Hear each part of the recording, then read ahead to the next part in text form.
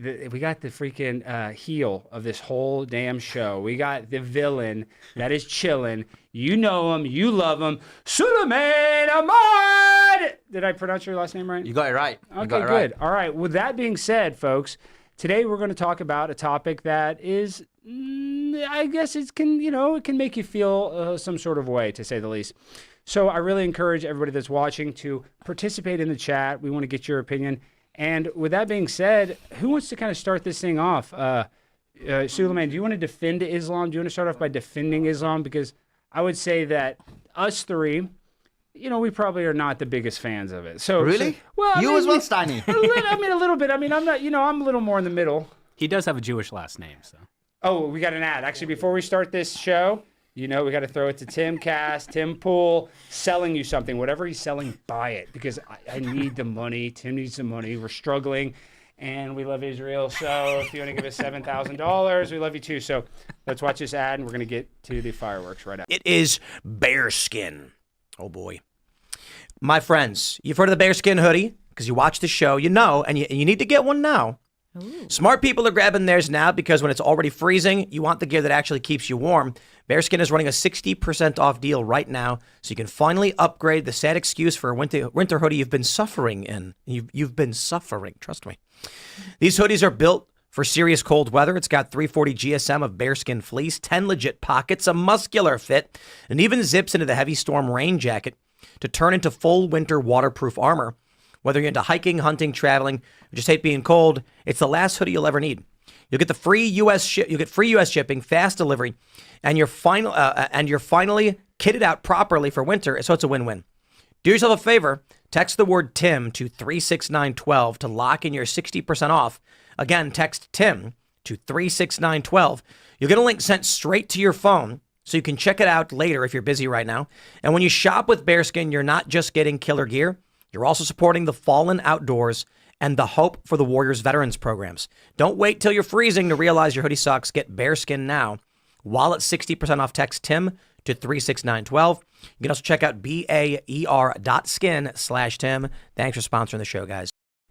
You heard Tim. Go buy some Bearskin. Okay, so let's get back to the debate. Sulaiman, me personally, I'm America first. I do not like America having to be the world police. And, personally, I don't really support a regime change necessarily in Iran, but at the exact same time, I was just casted in Roseanne's new upcoming TV show, and she said that I would have a bigger part if I said that we should nuke Iran. So I have changed my opinion on it a little bit, but... That's how they get you, Steiny. That is how they get me, and they got me, and you know what? As a thespian myself, the opportunity was too good to pass up. But on a serious note, Islam... I know that, Shabbos is obviously against it. I know Bo's against it. Some aspects of it I'm against. But I would argue that it's not a bunch of Akbar terrorists like they try to act like on TV. So I guess with that being said, let's just kind of open it up, Sulaiman. Yeah. Why do people, I guess, have this negative connotation of Islam? Is that just kind of brainwashing from the American media from the 9/11 days? Or why do people have this kind of visceral hatred for Islam? Yeah, that's a very good question. I mean, from my perspective, I believe the reason is, as you mentioned, it's because of the media and it's the propagation of hatred where Islam is isolated. And I do believe that because a lot of the media is very much pro-Israel, pro-Zionist. So their perspective is when you demonize Islam, you manufacture consent. So you see them as the other. You're then able to manufacture that consent and hatred against Muslims so then you can then bomb the Middle East. A good example of that is a few months ago, the Israeli Foreign Ministry did a kind of study and polling. And what they found was that the sentiment against Israel is just so high. Even the United States of America, right now, the majority of people now do not see Israel in a positive light. And what they found was that the best way to redirect that negativity was to direct negativity against Muslims. So I believe that a lot of that is manufactured. Now, in terms of overall, my view is this. Look, it is Islam, Christianity, Judaism. All of them, when you look at it from a religious perspective, are similar. And what I mean by that is whatever arguments generally speaking, whatever arguments one makes about Islam's compatibility with the West, compatibility with the United States of America, those things or the specific issues which one mentions, you find them in Judaism, you find them in Christianity, and you find them in Islam. And therefore, this hyper focus on Islam, in my view, is intentional. Can I jump in Shabbos, real quick? Please, yeah. So first of all, it's not that I have a problem with Islam as a theological doctrine or as a religion, not at all. I think what I have a problem with and what most Americans have a problem with is radical Islam. And when you talk about Israel or Zionism, which I'm shocked that it made it in that quickly in this debate. Jesus Christ. We've got to bring it in. It's always there. We got to get the 7K. Yeah. But what I will say is, look, in 1801, the United States fought its very first war as a country, the Barbary Wars. We actually fought it twice, 1801 to 1805, and then I think 1811 to 1815. And we fought Islamists off the coast of Libya. This is 140 years before Israel was even created as a state. And Thomas Jefferson sends dignitaries to talk to the Islamists, like, why are you kidnapping U.S. merchants? Why is it that you're kidnapping U.S. sailors? And they said, well, you are the infidels, and we are commanded in our Quran. Now, we can debate, is that a true interpretation or not? But at the end of the day, who the hell cares if it's a true interpretation if Muslims are committing acts of violence through Islam? So I have no problem with Islam as a doctrine. What I do have a problem with is radical Islam. And the last point I'll make, and then I'll shut up, and I think it's really important for people to get talk, this. So don't shut up. Okay, fine. Is there have been since 9/11 58,000 Islamic terrorist attacks across the world. There has not been a country, with the exception of like 4, that have been immune from Islamic terrorist attacks. Jews named Shabbos Kestenbaum who wear kippahs aren't going to blow you up on subways. But unfortunately, a guy who walks into a New York City subway with a backpack and yells Allah Akbar, unfortunately, gives Islam a bad name. We can talk about Nice, France, 2017 Paris attacks, the reason TSA checks your shoes, the underwear bomber, New Orleans ISIS attack, Westminster, Boston Marathon, Manchester Arena, Pan Am bombing, Fort Hood, Beltway sniper, Bali, murder of Lee Rigby, USS Cole bombing, London Bridge attack, Madrid, Charlie Hebdo, San Bernardino, U.S. Marines Beirut bombing, Little Rock Army, Chattanooga military base, Polk nightclub, New York City ISIS trucker attack, the Boulder, Colorado firebombing, D.C. shooting. These were literally all committed by radical Muslims. I wish that wasn't true, but unfortunately it is true, and we have to recognize that reality. Well, I want to make one point real quick, Bo. I'm going to let you get in. But at the beginning of your rebuttal or whatever you want to call it, you did mention Libya, and now Libya, I think, is a perfect example of why it's bad when America goes and destabilizes a country, because Muammar Gaddafi, we destabilize them, and now Libya is the only place where there's actual slavery. So. Whoa. First of all, that's not true. Qatar has actual slavery as well.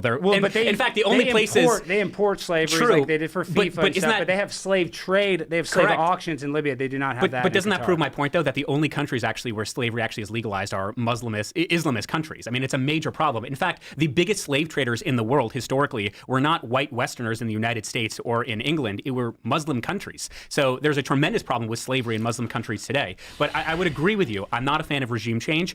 Libya, I think, could have been done differently. Having said that, though, there was a popular uprising amongst Libyans in the same way today in Iran. There's a popular uprising amongst the majority of Iranians. But absolutely, I'm not in favor of regime change. To be fair, I was 4 years old during the Iraq War, but I would have opposed it. I think Iran is a totally different argument to make. But in terms of the fundamental theological differences between Islam and the West, let's say, is Muhammad Nusarit. He's a scholar of Islam in Chicago, and he gave a speech just last month. You can all Google it right now. And he talks about that Islam is superior than all other religions, and we must dominate American culture. That's really bad. And America's a Christian nation. I'm saying this as an Orthodox Jew. It's good for America to remain a Christian nation. We should encourage way more people, especially Gen Z white men, to go to church and find Jesus and learn the New Testament. But unfortunately, there's an increasing amount of Islamic radicals who don't believe in that. Okay, let me. What I would say is it's not like we have 1,400 years of history of Islam on the march, taking over countries, purging Christians and other non-believers. And then you have just, thank God for social media. We have now in the United States, we have imams here, clerics here who are openly talking about conquering America, making Islam, bringing Islam into every single household. I mean, it is, I would argue, radical Islam is a redundant term. I think Islam is in and of itself radical. I think the more true statement is that not all Muslims are Islamists. And I think that's the bigger issue here. Is Islam is what we're talking about. Islam is the problem. Islam is, taking over large swaths of America. We've seen this huge influx just in Texas, right? You think Texas is this place that's like the bastion of freedom and liberty in America. And we've, 300 mosques have been built recently. These are like forward operating bases for, the Islamist movement. And I think most people are concerned about it, rightly so. We see, when they sort of bring this kind of third world, low IQ mentality into communities, they take over, they get people on city councils, they elect people like Ilhan Omar to Congress. There's certainly tons of fraud around that. There's lots of money laundering. Even in Texas, we had, a big trial what is that, 20 years ago now, where they were found all of this money being laundered back to terrorist organizations. So, I mean, this is a problem that is growing in America, and I think too many of our politicians have just ignored it. I mean, how many of us remember when George Bush was like, Islam is a religion of peace? But that's not what Islam says.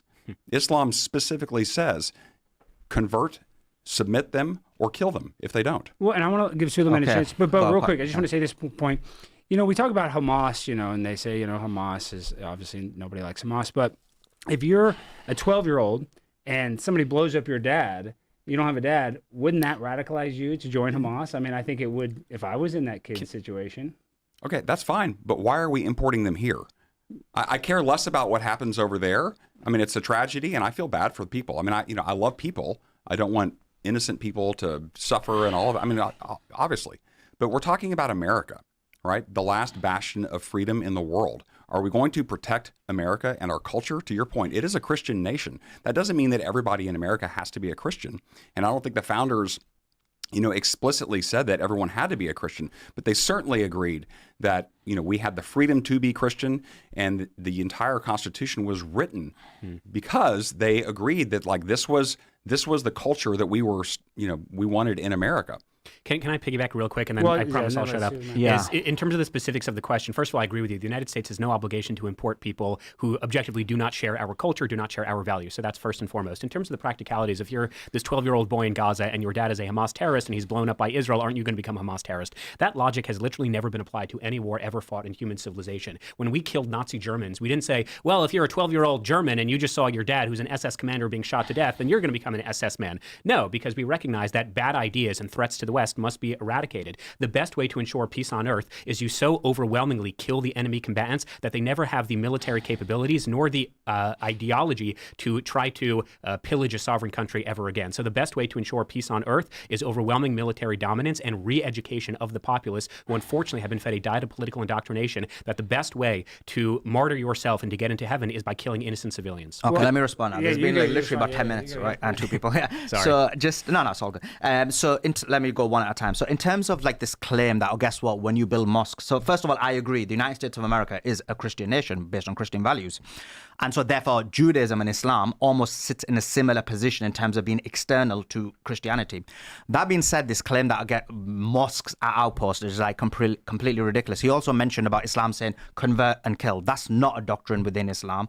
The Quran quite explicitly says within the Quran there is freedom of religion. Actually, it's in... And the Quran is a lot more lenient in terms of apostasy compared to Christianity and Judaism, which has a lot more harsher punishment when it comes to apostasy.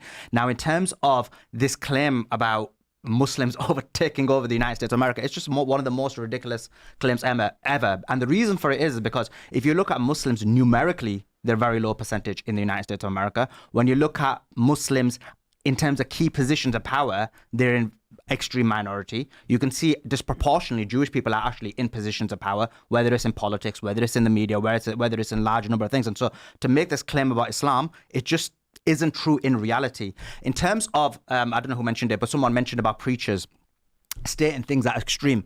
So are there preachers who state extreme things? Of course there is. There's going to be extremists amongst all religions. For example, anyone's on X, you always see, for example, Jewish rabbis, who will be saying extreme things about Goyim and Gentiles and so on and so forth. And those videos go viral. And so you can take individual rabbis or imams or priests and say, look, this is the mainstream position. But in reality, you can do that with any religion.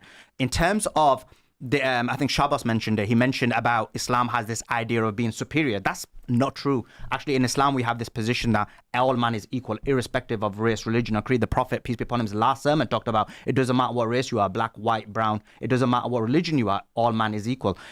Actually, it's in Judaism where this notion comes, where there is this superiority of a Jew compared to a Gentile or a Goyim or whoever you want to say. So in reality, like that claim is false. In terms of the Barbary Wars, so those pirates, they were within the Ottoman Empire, but they were acting like pirates. Their basis wasn't based on the dictates of the actual empire. They were acting almost without permission, without any regard, and actually they were reprimanded on that. And again, look, historically, if you want to look at it historically, where has the biggest beef been? Western society, Christianity, For thousands of years, the biggest problem actually has been Judaism. If you look at it, they were thrown out of 109 countries thousands of times.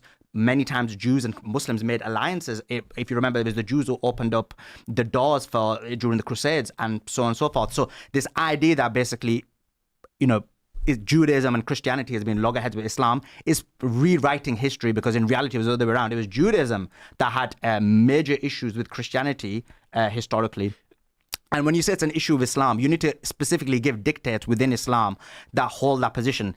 The Quran is the word of God, right? It's certain knowledge according to Muslims. So we believe there's nothing in the Quran that could be wrong. When one takes a hadith narration, those are probabilistic knowledge. And therefore, that could be right or wrong. So therefore, I presume he's going to pull out with a hadith and say, oh, guess what? It says this in a hadith. But hadith can never supplement the Quran. The Quran is the word of God. It literally says in the second chapter of the Quran, there is no compulsion in religion.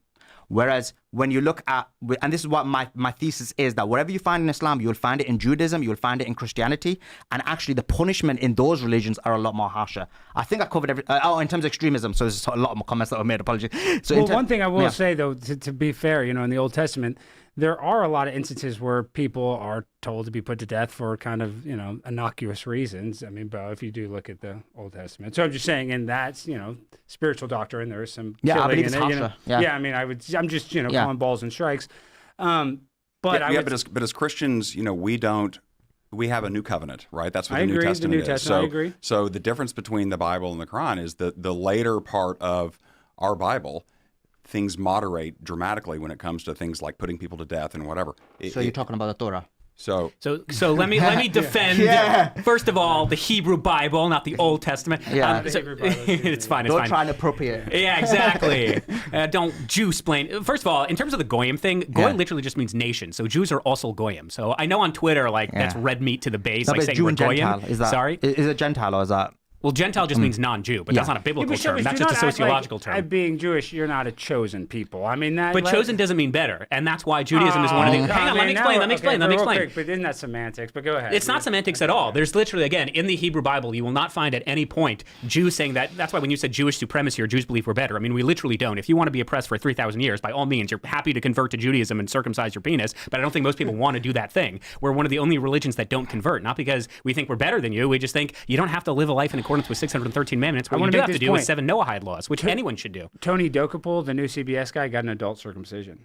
That's weird. Yeah, I know, that's really weird. Sorry to go back to your point, but he did. Is that how he got his promotion? That's very well said. You must be circumcised as an adult, but I just want to bring although to be fair, RFK also said men should be. Oh no, he said circumcision leads to like retardation or something. Oh, but wow. But in terms of the specifics of the point, the parameters of this debate is not theological, right? So I don't think it's worthwhile to talk about what the Quran says versus what the Hebrew Bible says because it's kind of irrelevant. I've never read in full. No, because he said Islam. That's why. Right. So let me respond. So that's why all I care about is the practicalities. I care how I, as a Jewish person, as an American, will be impacted. So whether the Quran or the Hadith is superior, it doesn't really matter. All I care about is there are a disproportionate amount, unfortunately, of Muslims, not all Muslims, obviously, but of many Muslims who will use theological justifications to kill other people. That's where I have my problems. So if you want to talk about, well, the Hebrew Bible has verses that are definitely incompatible with Western civilization, one, I would disagree with you. But even if that's the case, which it isn't,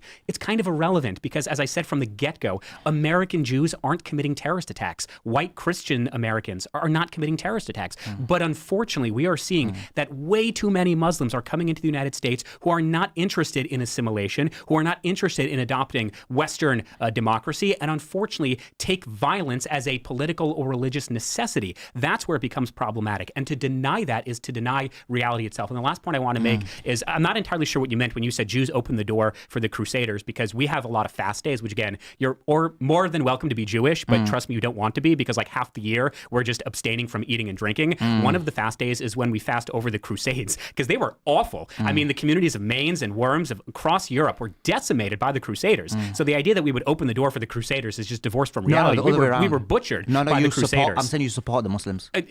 Well, no, because under the Muslim rule, we were granted second-class citizens. We were dhimmis, and we paid a jizya tax, which A is not a great terminology for 21st century lexicon, but we actually paid a tax as second-class citizens to our Muslim rulers. So it was not all great living under the Muslims either. The only time Jews ever had a peaceful coexistence is when we were living in our ancestral homeland, the land of Judea. We are one of the only religious groups in the world that are actually named after the place we come from. Jews come from Judea, Arabs come from Arabia, but you wouldn't really know that because the Arab colonization was one of the greatest colonization experiments in human history, which is why they're now all over the world. They dominated Spain. They're trying to dominate the United States. Jews aren't trying to expand territory. As much as on Twitter you'll talk about the Greater Israel Project, it's not a thing. In fact, Israel has given more land away since its establishment in 1948 than any other country. Okay. So I was hoping that we were going to have a debate in good faith here. So just along those lines, let me clarify something you said. Yeah. What is the surah? Is that in the Quran? Yeah, it is. Yeah. Okay. So the surah, the Quran, defines what an infidel is. What does it define as? And it says infidels are those that say God is the Christ, the Son of Mary. That's Surah 5:17. It doesn't say that. And then it says make war on the infidels who dwell around you. That's Surah 9:123. And then it says kill the disbelievers wherever they find them. Surah 2:191. So in the Quran, it literally defines what an infidel is as a non-believer, and then it says kill them. Okay, let me rebut that, and then I'll go to yours. So I need to almost have double the time. You got a lot. It's You true. got a lot, I always man. forget We're gonna because give you, please. both of me and him speak really fast as well. So Yeah, we're like getting lots of points. sorry. No, it's both of us. So in terms of what you said, so again, that's just fake news because in reality, the Quran actually has categories, right? Infidel, or as you say, kafir, isn't for Muslims and Christians. It's actually for people who are disbelievers, atheists, pagans. The Christians and Jews are basically categorized in the Quran as Ahl al-Kitab, the people of the book. And there's a specific category for them. For example, according to Muslims, you can marry people from the book, you can eat from their food, and so on and so forth. So when you're making that definition, you just made it up. And Islam speaks higher of Jesus than, Judaism. Can I respond? Judaism does not mention Jesus. Yeah. Okay, fun fact. okay. I'm happy to respond to any of the accusations. Yeah, let me just- there is no they do strength to think- he's burning it. No, he isn't. I maybe want he's you to not continue burning and then it I'll through. respond. Maybe he's not. Maybe it's not a thing. I'll respond. Okay, though. but they do think that Jesus was just some sort of magician and that his miracles A rebel, were magic and not. No, we the Son don't. We of don't call him a God. magician. We don't talk about him, and I think that might kind of upset non-Jews because they think we have this great conspiracy. But I don't want to interrupt let you, me so I'll just let go you to- let me continue. go But I'm first. happy to talk about what Jews believe in Jesus because he wasn't really a factor in our lives. He was Jewish. Okay, so in terms of, so I mentioned this point, and the second verse, what was the second verse you mentioned? The third one you mentioned, that is specifically Surah 9, verse 23 or 30 something, where it is, that's specifically talking about in a time of war. So in a time of war, what the issue was is at that time, the Muslims didn't want to fight because what happened was the pagans, because it was Muslims who gave, there was no Christians, it was Muslims who gave, it was Christians who gave sanctuary to the Muslims at that time. It was the Christian king of Abyssinia who, when they went to find sanctuary because the pagans were going to kill them, they read the verse, the Muslim view of Mary, because Muslims view Mary as very positive. And so when he read it, he was like, wow, this is amazing. This is the same as the biblical view, unlike the the view in Judaism, in terms of Mary. So that specifically is talking about when there was a war between the pagans and the non-Muslims. What was happening was because they knew each other before, and then they became this kind of animosity because Muslims are pagans, and pagans were trying to eradicate the Muslims. And so therefore what it was is, look, they're fighting you, they're killing you in the battle, so don't stand back, don't be a pacifist. You're going to have to resort to fighting in battle, in war. And it's specifically talking about wartime. So again, this is just wrong. It's just the kind of misinterpretation of the Quran when it never talks about that. We have 1,400 years of Islam committing war against its neighbors. So I think it's one continuous war. And are you guys familiar with taqiyya? I think what we've just witnessed is, the dishonesty of trying to frame Islam as something peaceful and not what it actually is. But we actually have a track record that we can point to. Yeah. Right? So And we actually have people, even in Texas where I live, we have mosques that are preaching this very thing, talking about how they're going to make everybody submit, and isn't that what Islam means? Submit. It means submit to God, right? Not submit, make people to submit. Islam's version of God. to God, yeah, not to make people submit. But in terms of what you said, no, you didn't say taqiyya. Maybe you're getting confused because you're a dishonest person in terms of the verses that you're putting in. But what is taqiyya? Taqiyya is found in, no, because I thought we were going to have a respectful conversation. We but can get harsh as well. We can get harsh as well. Because, right? it does, we are. No, but taqiyya means, when they say taqiyya, first of all, taqiyya is not found within Sunni Islam. I'm a Sunni Muslim. The claim is found within Shia Islam, even though I disagree that even Shia believe in that. But I'm not an expert on Shia Islam. But within Sunni Islam, taqiyya is not found. So what's happened is you relayed verses, and when your verses were rebutted, you were like, oh, taqiyya. No, it's not. You just came up with ridiculous arguments. You perpetuated fake news, and then you got debunked. Now, in terms of your argument, in terms of submitting 1,400 years of history has found many expansions, right? I agree with him that Judaism hasn't expanded. I believe when it came to Judaism after 1945, they mowed 48. No, I mean after World War II. I mean after the Holocaust and the World War II. But the state was established in I'm not talking about the state of Israel. Okay. I'm talking about after the Holocaust. Sure. Because it finished in 1945, isn't it? Yeah. The World War II. Yep, you're right. What happened was that Jewish people found themselves in a situation where the mantra never again. And I believe that what they did was they didn't expand physically, because Judaism, unlike Christianity and Islam, although he can deny it, they both those religions evangelize. Judaism doesn't evangelize. Judaism, what they did was they made sure that they expanded in terms of power and control as opposed to territorial dominance. In terms of expansion over history, you talk about 1,400 years of history, but actually if you look at it, yes, there was Arab expansion. There's no doubt about it, or Muslim expansion, whatever you want to call it, right? There was definitely, right? And I'm against that because I believe that, I'm against I only believe in defensive war. That being said, to make the argument that this never happened with Christianity or with anyone else, it did. Like, look at, for example, North America, look at South America. These weren't Christian countries. Look at Australia, look at New Zealand. So expansion has happened, of course, in the past. Obviously, I don't believe that was part of Christianity. I believe that these people expanded going against the faith, even though one may argue that these were very religious Protestant Christians. And similarly with Islam, I believe that it happened, but I don't believe that it followed the edicts of Islam. In terms of just the last point, because there's so many points that have been made. When you said that you don't find someone with a kippah blowing someone up or whatever it may be. The difference is, first of all, there is extremism, right? There is extreme. But when you say disproportionate, that's where I disagree. There's 2 billion Muslims. You have some extreme elements. Some of that was done because of propagation of this extreme elements within Islam. For example, Wahhabi Islam or extreme Salafist Islam, which was propagated and promoted by the allies of the United States of America, like Saudi and UAE, whose views I don't agree with, but they did push that. They pushed that kind of view. They pushed those ideas. And then some of those people are paid for hire as well, because they're poor, you pay them, and they, so in Syria, if you remember, a lot of the people, some of them were ISIS. They did believe in those ideas, even though they were funded by the United States of America and Israel, but they are supported by Israel. But then on the other hand, you also had it where they were just paid by hire. So for example, you had people from Uzbekistan, Central Asia coming in just because they were being paid. In terms of when you don't find someone with a kippah, yeah, because the difference is they're not going to go fight. They're not going to go. They're going to get someone else to fight. They're going to get another person to fight. They're going to get other countries to go to war. They're going to do it in a different way because they're a lot more smarter in that perspective.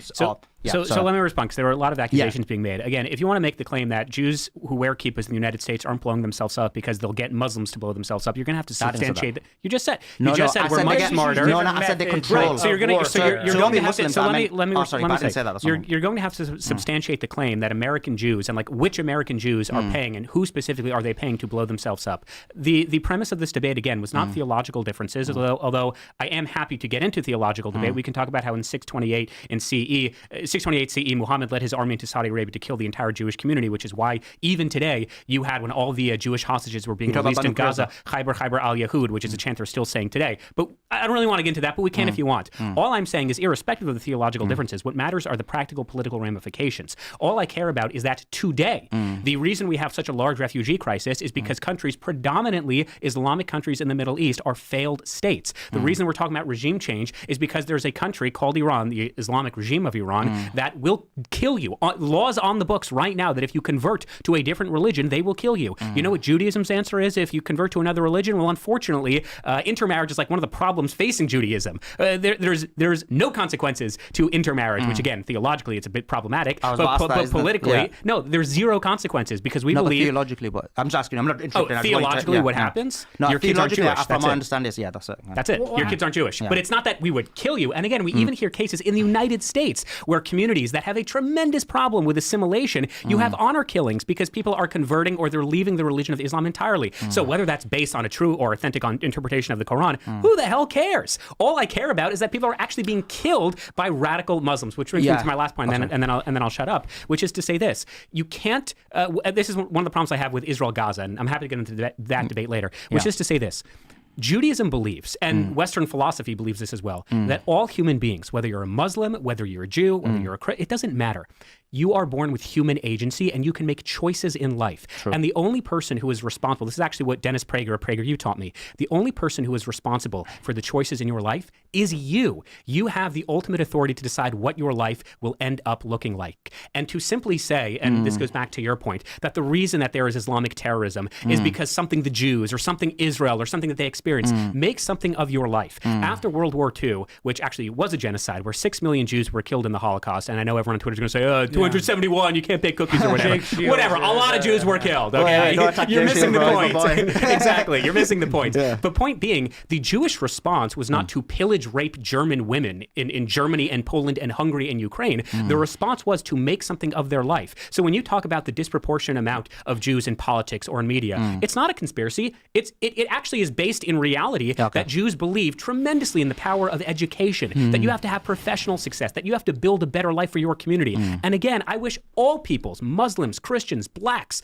they would take that approach as well. There are actually Jewish organizations in the United States today. They're not very successful, but they will actually try to the best of their ability to get Jewish kids out of public school into Jewish day schools. And I wish, I would hope that Muslim communities in America and Christian communities in America did the same thing. Christian parents should be teaching their kids the values of Christianity. They should be sending their kids to Christian day schools. America would be such a much better country if more Christians went to church, if more Christians went to the Bible. And Judaism says that's absolutely great. And unfortunately, let's call a spade a spade. Leaving aside the theology on a practical matter, there is a disproportionate and significant amount of Muslims in America, and Muslim leadership in particular, who do not believe in the things I just said. Well, Okay, so just coming back I onto just that, want to make this one point, though. And Shabbos, I might be wrong. I don't want to misrepresent you, but weren't you kind of a leftist and then you became conservative? Is that okay? So why is it that all the young people, like I Show Speed, the biggest live streamer that there is right now, is Free Palestine? If radical Islam is so dangerous, why would you say the majority of people under 30 support Palestine? That is the question. I'm glad you asked that. So there are two ways of answering it. Number one, you can hate Jews as much as you want. You can hate Israel as much as you want, hate Bibi as much as you want. Fine. But I am begging the American people. I know my name is a walking fucking stereotype, okay? I know I wear the funny hat and I have the crooked nose. I get it. Hate me as much as you want. But I am begging you, do not listen to people, whether they're on the right or the left, who tell you that no one is going to, fuck you if you don't take crystal meth and look a certain way. No one is going to give you a job if you don't denounce Israel. The only arbiter of whether you will have a successful life is you. Stop listening to low IQ, mentally challenged podcasters or individuals on the Twitterverse who are telling you that the reason your life sucks is because something the Jews. And again, hate us as much as you want. I don't care. But I'm so deeply concerned about the demoralization of young people in America, which is why Charlie Kirk was such an incredible human being, not because he supported Israel, not because he liked Jews, but because he told people, you will be a better person if you get married and have kids and find Jesus. And as an Orthodox Jew, I am telling you, that is the best antidote to the crap that young people are experiencing today. Why are young people so heavily medicated? Why are they disproportionately depressed and have anxiety? It's because they don't have Jesus in their life. It's because they don't have meaning. It's because they're listening to people online telling them that you'll never get ahead in life. You'll never find a woman. You'll never be successful because something the Jews. So that's first and foremost. Hate Israel as much as you want, but please, for the love of God, go to church. In terms of why so many young people are into this, look, I know this is going to be clipped online and you're going to take this out of context, but let's call a spade a spade. ByteDance is a subsidiary of the Chinese Communist Party. The Chinese Communist Party, on record, has stated that it'd be a good thing for their long-term foreign policy to have young Americans not only hate Israel and hate the Jews, but to hate the West, to distrust American institutions, to distrust the system at large. And one of the best points of that is the flashpoint of Israel-Palestine, which is why you had millions of young Americans, particularly on college campuses like at Harvard where I was, who were talking about freeing Palestine and supporting Hamas, and not a single person is interested in supporting the Iranian people Israel as they're also being gunned down in the streets, chanting for the exact same rights that I believe Palestinians should have in Gaza as well. So a lot of it is disinformation. And the last point I'll make, and then I promise I'll stop talking,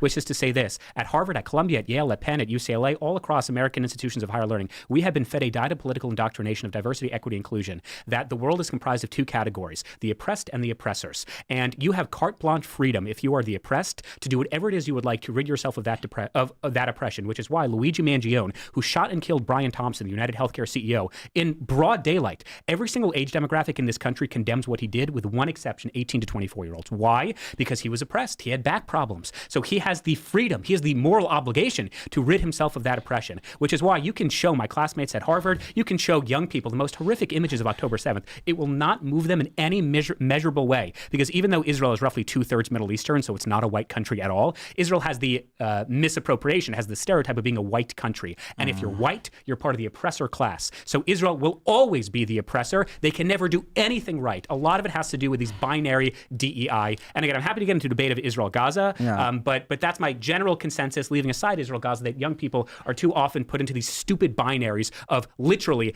black versus white, which is why you have these insane, dumb, white liberal women who are, trying to run over ICE officers to save their illegal immigrant Somali Muslim friend. It's insanity. Okay, let's get through that. So the first thing is, in terms of people having autonomy, of course, every human has autonomy. But as you mentioned, you work for PragerU. One of the things PragerU does is funds a lot of money, spends a lot of money, hence why you work for them, is to propagate information because they believe that they're able to influence people. So this idea that people are not influenced is removing a key category. Can I have 10 seconds to respond to that before we move on to the next point? That's literally what every single human being on planet Earth does. That's the reason we're on this podcast, because in the marketplace of ideas, obviously I want to influence people because I think I'm right. Obviously, you want to influence people because you think you're right. So obviously, PragerU does that, the Daily Wire. That's my point. Any human being on planet Earth does that. Point. Okay, good. Fine. So glad we're on the same page. But it's because you said you said each person has autonomy to make their own decision. I agree with that. If people think I'm wrong, they shouldn't listen to me. In the same way, if people don't think you're right, they shouldn't listen to you. Make your own choices. No, but I agree with that. But let me just finish my point, right? So, although you're right, everyone tries to influence, hence why we're on this podcast. We believe that our ideas are stronger than everybody else's. That being said, what I'm saying is that what then we're admitting is that we believe that we're able to influence the populace. And now what happens is, if you believe you're able to influence the populace, then the question mark becomes, in what way? So when you've got people, institutes like Prager University, or you've, for example, got the media, or you've got social media, and yes, the people who are pro-Israel push that position, push that propaganda more than anything else, you're able to influence. And so what I mean by that is this. So when you talked about, for example, Jewish people, now I do believe Jewish people were oppressed, right? But that being... Thanks.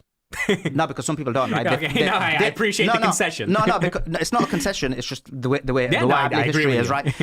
But that being said, I believe that what happened was, because they then thought, look, we're never going to allow this to happen again, never again. And therefore, as you said, they disproportionately are in media, they're disproportionately in politics, they're disproportionately in all these things. And what then happens is they were able to influence society. So yeah, I agree. Each person should believe that they can make a difference. And I believe that once you realize these things are happening, because when you're getting influenced and you don't know that you're getting influenced, it's much worse. But now that people have become aware the Great Awakening's happened, people are aware that they're being influenced by Zionists, now they're able to wake up. So when, for example, society is being liberalized, when there's a population collapse amongst the white populace, when there's, as you mentioned, so many of these DEI policies, or as you mentioned, when you've got huge immigration issues, people are realizing, wait a sec, this group of people, these Zionists, are actually there to harm white Christian society, are there to harm society, to minimize their numbers, to destroy them internally. And I do actually believe that this was done intentionally because they were seen as a threat because of what happened in World War II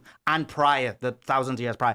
In terms of the other points you mentioned, I can't remember most of the points you mentioned. Can I quickly respond to that point? I'm not sure how this works. I just want to make sure I respond, and then we can... Can we do one at a time? Because you're doing Exactly, you're doing 5 points, you do 5 points, and I'm forgetting so let's do one at a time. Let me just quickly respond. First of all, it's interesting you're interchangeably using Jews and Zionists. I don't know if you did that intentionally or not, because I know, because we were talking earlier, that you make a distinction. So it's just interesting, perhaps subconsciously. You keep saying Zionists, but you also keep saying Jews. Again, I can see the point. Because it's the Jewish Zionists who did it. But I'm not sure what you mean by that, but that's a different discussion. It's not a conspiracy. I mean, this Jewish is the biggest. This is. I don't know what Jewish supremacy means, considering there are less Jews alive today than pre-World War II. And this is my greater point. I don't believe that. What do you mean you don't believe that? There are less Jews alive today than there were pre-World War II. Pre-World War II, There's there are 15 roughly million now. there's Correct. not- 12 there's million. No, not at all. There were 16 million. You could look this up right now. I'm happy to be. You could look it up right now. There are but- less Jews alive today. But No, that's not the point. I don't agree with that anyway. It's not a Because there's question a lot of of people like hang on, it's not a question of agreeing or disagreeing. Alex Stein, you check Jew Hang on, on your but it's not a question No, of agreeing I or don't- disagreeing. yeah, You can exactly. Google it. You can No, fact but you check don't me understand right the now in point. live He time. doesn't take Jew, but he's a Jew. Yeah, as an example. what did It's Jewish irrelevant who's diaspora Jewish. There about? are less Jews alive today than there Yeah, were I disagree pre-World with War that. II. See, I don't know. It's not Because a lot of you people can don't Google take it right now. okay, I but can Google- be right. You but can Google- fact check me Google right won't now. show it. Can a boy have a baby? It would say yes. No, I but mean, you know, Google won't show that Shabbos What? because, for example, let me give you an example. Like Alex Wait, Stein. we're getting really there's sidetracked. many Let me just people make who the are point, Jews and then I'll let you don't respond. take Jews, so there's a lot more Jews than the claim. But go Again, ahead. factually, it's not true. But again, It you is- can all it is Google it true. right now. And if you want to make the No, I'll excuse just give of, an well, example. Google There's it. one person in the I'll podcast Google who is it. Jewish but Let's doesn't take Jew, let's so see he here. wouldn't be on the Google numbers. it right now. Oh, look, I'll say Of course, I'm not disagreeing that Google says you don't understand my point. I'm saying someone like Alex Stein. Alex Stein is Jewish, but he doesn't take Jew, and so What do you mean he therefore, doesn't check Jew? so for example, in the census, Well, my, Yes. how it works is my grandfather is Jewish, nobody else in my family is Jewish, and I Exactly. was raised Christian. I was Correct. baptized. If you want to make that point, of the roughly 15 million Jews alive today, then yes, if you want to take an Orthodox perspective, I would say a significant amount are not what we call halachically. Halakha means Jewish law. Halachically, they're not No, that's considered not Jewish. what I mean. I'm That's saying there's exactly more what than you 50. mean. No, I mean Correct. the opposite. I mean there's more than 50 million. So, for example, if there's some people who are Jewish, but then, for example, they won't take the Jewish. He'll take his Christian, but then he's Jewish. No, as an I example. understand your Do you point. understand? And in so the 1930 numbers are a lot higher than 15. No, it's not many higher. Muslims In are there? 1935, hang on, 2 wait, let me make the billion. point. 1.6 Let me make the billion. point. In Almost 19 2 billion. Hang on, Yeah. let me make the point. Similar to Let me Christians, make the point. I In think there's 19 more Christians, right? Right, it says I'm right. In 1935, the Nuremberg Laws. Yeah, I know that. You don't understand Right, my point. I'm addressing your point right now. In 1935, the Nuremberg Laws clearly stated what are the definitions of a Jew. Not if you have a Jewish mother, which would be the Jewish law categorization, but even if you had, like our friend Alex Steinberg, if you had a Jewish grandfather, Yeah. you would be sent to death. So your categorization Yeah. of, well, actually, the amount of Jews are much larger because the way that we Right now, yeah. classify Jews Yeah. are way more liberal. The Nazis did the exact same thing. I'm saying but the that's not- opposite. They're less liberal. No, you don't they're- understand the point, Nazis. bro. The Nazis were more liberal in who they classified as Jewish, you're which is proving why my you point. had. You're proving no, my point. No, I'm not You proving don't your understand- point. Okay, let me explain. No, Can let I me make the explain? point, and then Okay, you can make your point, respond. but you're not making sense. Okay. I am making sense. Excellent, yeah. Under Nazi German law, Okay. the Nazis would deport people to concentration camps. They would kill them in gas chambers based on their classification of who is Jewish. And according to their classification of Jewish, it was not the Jewish legal classification of whether your mother is Jewish, which in our religion is the only determination. Their classification was if your mother, your father, your grandmother, or your grandfather on either side. And if you take that number, it was roughly 16 million people.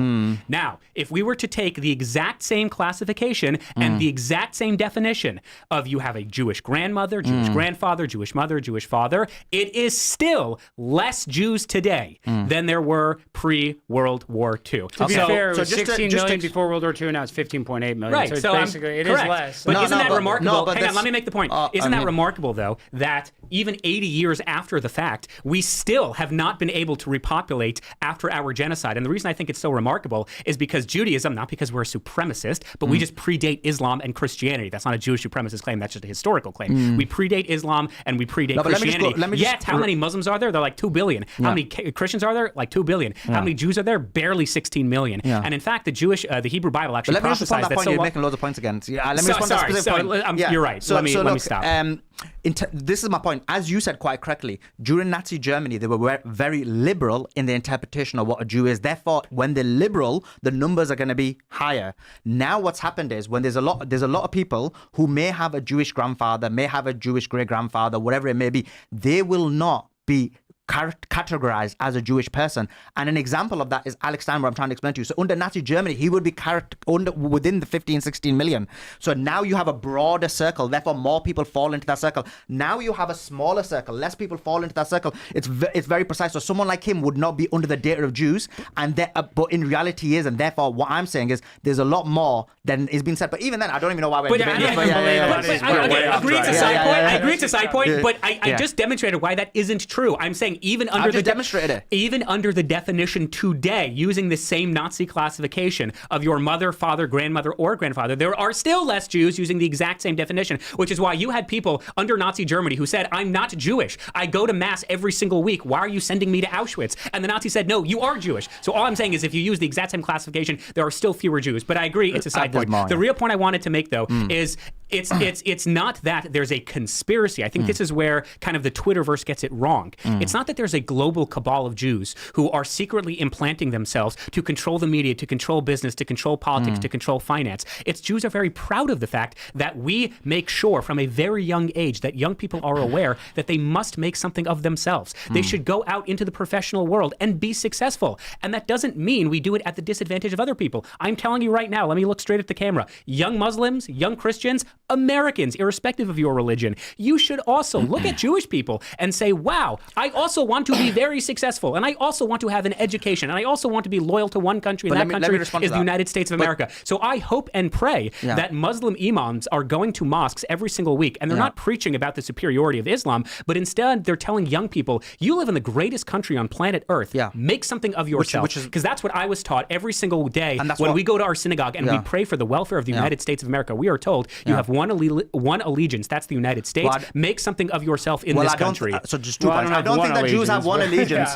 They have multiple allegiances. I just told you, we pray every single day for the welfare of this country. They have multiple allegiances. That's why basically you've got Jews, like, for example... As a Jewish person fucking named Shabbos Kestenbaum, this is the only country I have ever known. I was born in this country. I will die in this country. Why do a lot of Jews serve the Israeli army? For example, that's a foreign nation. That's Jew allegiance. That's a foreign army. The second point, I just want to respond to the other point as well. So in reality, you've got people who claim they're American. Even if you believe Israel's your greatest ally, which obviously I don't, but that being said, even if you believe it, how can you serve a foreign nation? There could be scenarios where they don't have the same political position, the same geopolitical position. Allegedly, when the bombing of Qatar happened, as an example, Trump wasn't happy with it. The Israelis did it. That would be an example from a military perspective where they didn't have the same perspective. And then you have these Americans, allegedly, who are serving the foreign country of Israel. Dual allegiance. It means what happens if America and Israel disagree? They're going to be fighting for the foreign nation. We have, for example, Rabbi Shmuley, whose children basically fight in First of all, don't call him rabbi. He's a bad representation. We denounced him years ago. No, but his children fight in the Israeli army. I'm sure you don't denounce them. Let me be clear. They should be denounced as American citizens, renounce their citizenship, send them to Israel. I agree with you. No, but your position is if you serve in the IDF, you should be denounced as a citizenship. No. I'm talking specifically about Shmuley. Okay, so this is the problem, but you should believe that. Well, the second thing is in terms of, and let me just add the media point. Please. So in terms of media, the thing is, we can say that, everyone's got an opportunity. And yes, we do. I do believe in the United States of America, in the Western world, we all have an opportunity to succeed. Look, we're examples of that. I came from a very working class background from the UK, and I think I've done well, right? And you've done well, and so has Bo. So, of course, irrespective of religion, you do have a chance. That being said, there is additional privileges or situations that occur that help specifically Jewish people, and I think Jewish Zionists, because I think when they're not Zionists, they have less of a chance. And an example of that is, you look at TikTok, you mentioned about ByteDance, right? And what happened? Once Jonathan Greenblatt from the left found out there's a problem, he got a right-wing guy, and this is why when it comes left-wing, right-wing, they don't exist anymore when it comes to Zionists. He got Larry Ellison, who basically is the biggest funder of the IDF, to basically take over TikTok. He took over TikTok with David Horowitz. David Horowitz is someone who also funds the IDF and also funds anti-Islam hatred. And these people took over TikTok. You saw in terms of X basically X was a big platform which exposed a lot of the things that were happening in Israel. What happened? They got Elon Musk. They made him go to Israel. They made him go to the Auschwitz tour, and that impacted the algorithm. You have, for example, CBS taken over by Larry Ellison. What does he do? He brings Barry Weiss in. Was Barry Weiss the most qualified person? He paid $150 million for her free press. Her free press, when you look at views, definitely doesn't substantiate the $150 million. If it did, this guy should be paid $300 million based on views, right? So quite clearly, what is the reason she gave it? Because Barry Weiss was Jewish. She's almost the mouthpiece of Israel, and therefore they wanted that to propagate a lot of the propaganda. And you see that with Iran now, where they're making a lot of the propaganda about the protests, about happening in Iran. A lot of it's coming from CBS News and those allies of Israel, because they want to cause a color revolution in Iran, where the government, and it's not worked because the people just do not agree with it, and hence why the government is still in power. They were still in power after the 12-day war, which was a prime time where people were turned, but they realized when the Israelis were bombing, these guys are external enemy, and it's not worked now. People are not with this the position of the Zionists where they want to take over America. And in terms of America, look, Muslims love the United States of America. for me, I travel a lot. I think the United States of America is literally the best place, right? I think the people of the United States of America are the best. I just don't agree with some of the actions of the government, and we can do that. We can disagree. I disagree with the actions of, I mentioned to you, when I said the expansion of Islam, I disagree with that. So we can disagree because we're political analysts. We have like rational thought, rational ideas. We're allowed to disagree, right? But in terms of hate of America, no, I don't believe that Muslims hate America. There may be some specific extreme Muslims who do, just like the specific extreme Jews who do. You see it on Twitter, these Jews who are doing sermons and talking about how we're going to subjugate the white man, we're going to subjugate the Goyim, we're going to subjugate the Gentile. Of course that happens, but I'm saying overarchingly, disproportionately, Muslims, when they, as you said, 2 billion or 1.6 billion, you might find some extremism. If you look at per capita, there's a very small amount. When you look at Israelis, and you look at per capita, the amount who supported, for example, the actions of the Israeli state in Israel and in the United States of America, disproportionately, overwhelmingly, per capita, they do support actually murder and killing, and that's what the problem is. Okay. Do you know what I think about exactly 0% of the time is Zionism? You know what I actually do think about? This goal to like implement Sharia law all throughout the United States. I mean, we have this like growing effort. In Texas, we've seen it. In fact, it's on the ballot March 3rd when I'm on the ballot. And it's this effort. What's the ballot? The primary election in Texas. Oh, sorry, I thought you meant Sharia is law. March 3rd. I was like, what? It's on the ballot. But they have put on the ballot March 3rd an effort to ban the implementation of Sharia law in Texas because we have entire Islamic communities that are popping up wanting to build enclaves where they don't follow U.S. law. They want to follow Sharia law. Do you disagree with that? Of course I disagree with that. With only Muslims or all communities? Sharia law is incompatible with our laws. No, I'm saying... And that culture is incompatible with our culture. No, so I'm talking about when religions that aren't Christian create maybe enclaves where people from that specific religion are in a specific area and maybe they follow their own practices more than anything else. Are you against that? Or is it just Muslims you're against? What I'm against is laws that are incompatible with U.S. law. I am unaware of other communities that have laws that are incompatible with our Constitution. Like what? But I am very familiar with the laws that are incompatible with our Constitution within Sharia. So and by the way, this is not my opinion. This is most people in Texas. I talk to a lot of people. I'm running for office, so this is something that is very worrisome. And so this like notion that it's no big deal, and you're for America. Yeah, I'm sure you're for America. You love America because there's more money here than anywhere else in the world. It is fertile ground. The communists have been working on America for 60 or 70 years, trying to strip God and Christianity from our society, which of course makes it fertile ground for the Islamists to come in and capture those people. So that's what's happening, and we're all waking up to it. We have 2 elected officials in our state legislature in Texas who are from Islamic backgrounds, and what do? Of course, they're not like singing patriotic songs about America. They're pushing laws that glorify Islam in Texas. Like what? All kinds of recognitions and so. I don't get it. Well, I would say some aspects of Sharia law is good, like women not driving. And I mean, it's not. That's not in Sharia, but if it was, it would be good. Okay, I thought that was. Well, the only countries that forbade women from driving were, of course, Muslim majority countries. Saudi Arabia just gave them the right to drive Islam, like 10 years ago. It's not in Islam, but it's a good thing. But I'm glad you said that. Let me say something. Right. Let me say something quickly, and then I'll let you respond. You spoke for like 5 minutes. Give me 30 seconds. No, because there's 2 of you, you see, so I'm basically having to respond to both of you. So in terms of what you said, the thing is, why I asked about the enclave question, and I think you struggle to answer the question, is because what you're basically demonstrating is your single-minded focus isn't consistency. Because if you were consistent, I would respect that. I would be like, look, this makes sense. He's been consistent across the board. But what you're basically single-minded focused on Islam, probably because it may help with your political career. Because in reality, when you look at it, for example, Tyler something, whatever his name is, podcaster, he just came out with a documentary. Tyler Oliveira, who came out with a documentary in New York where the Hasidic community, 99.9% kind of have an enclave. And by the way, I don't have any issues with this. If someone wants to practice religion, I've got no problem with it.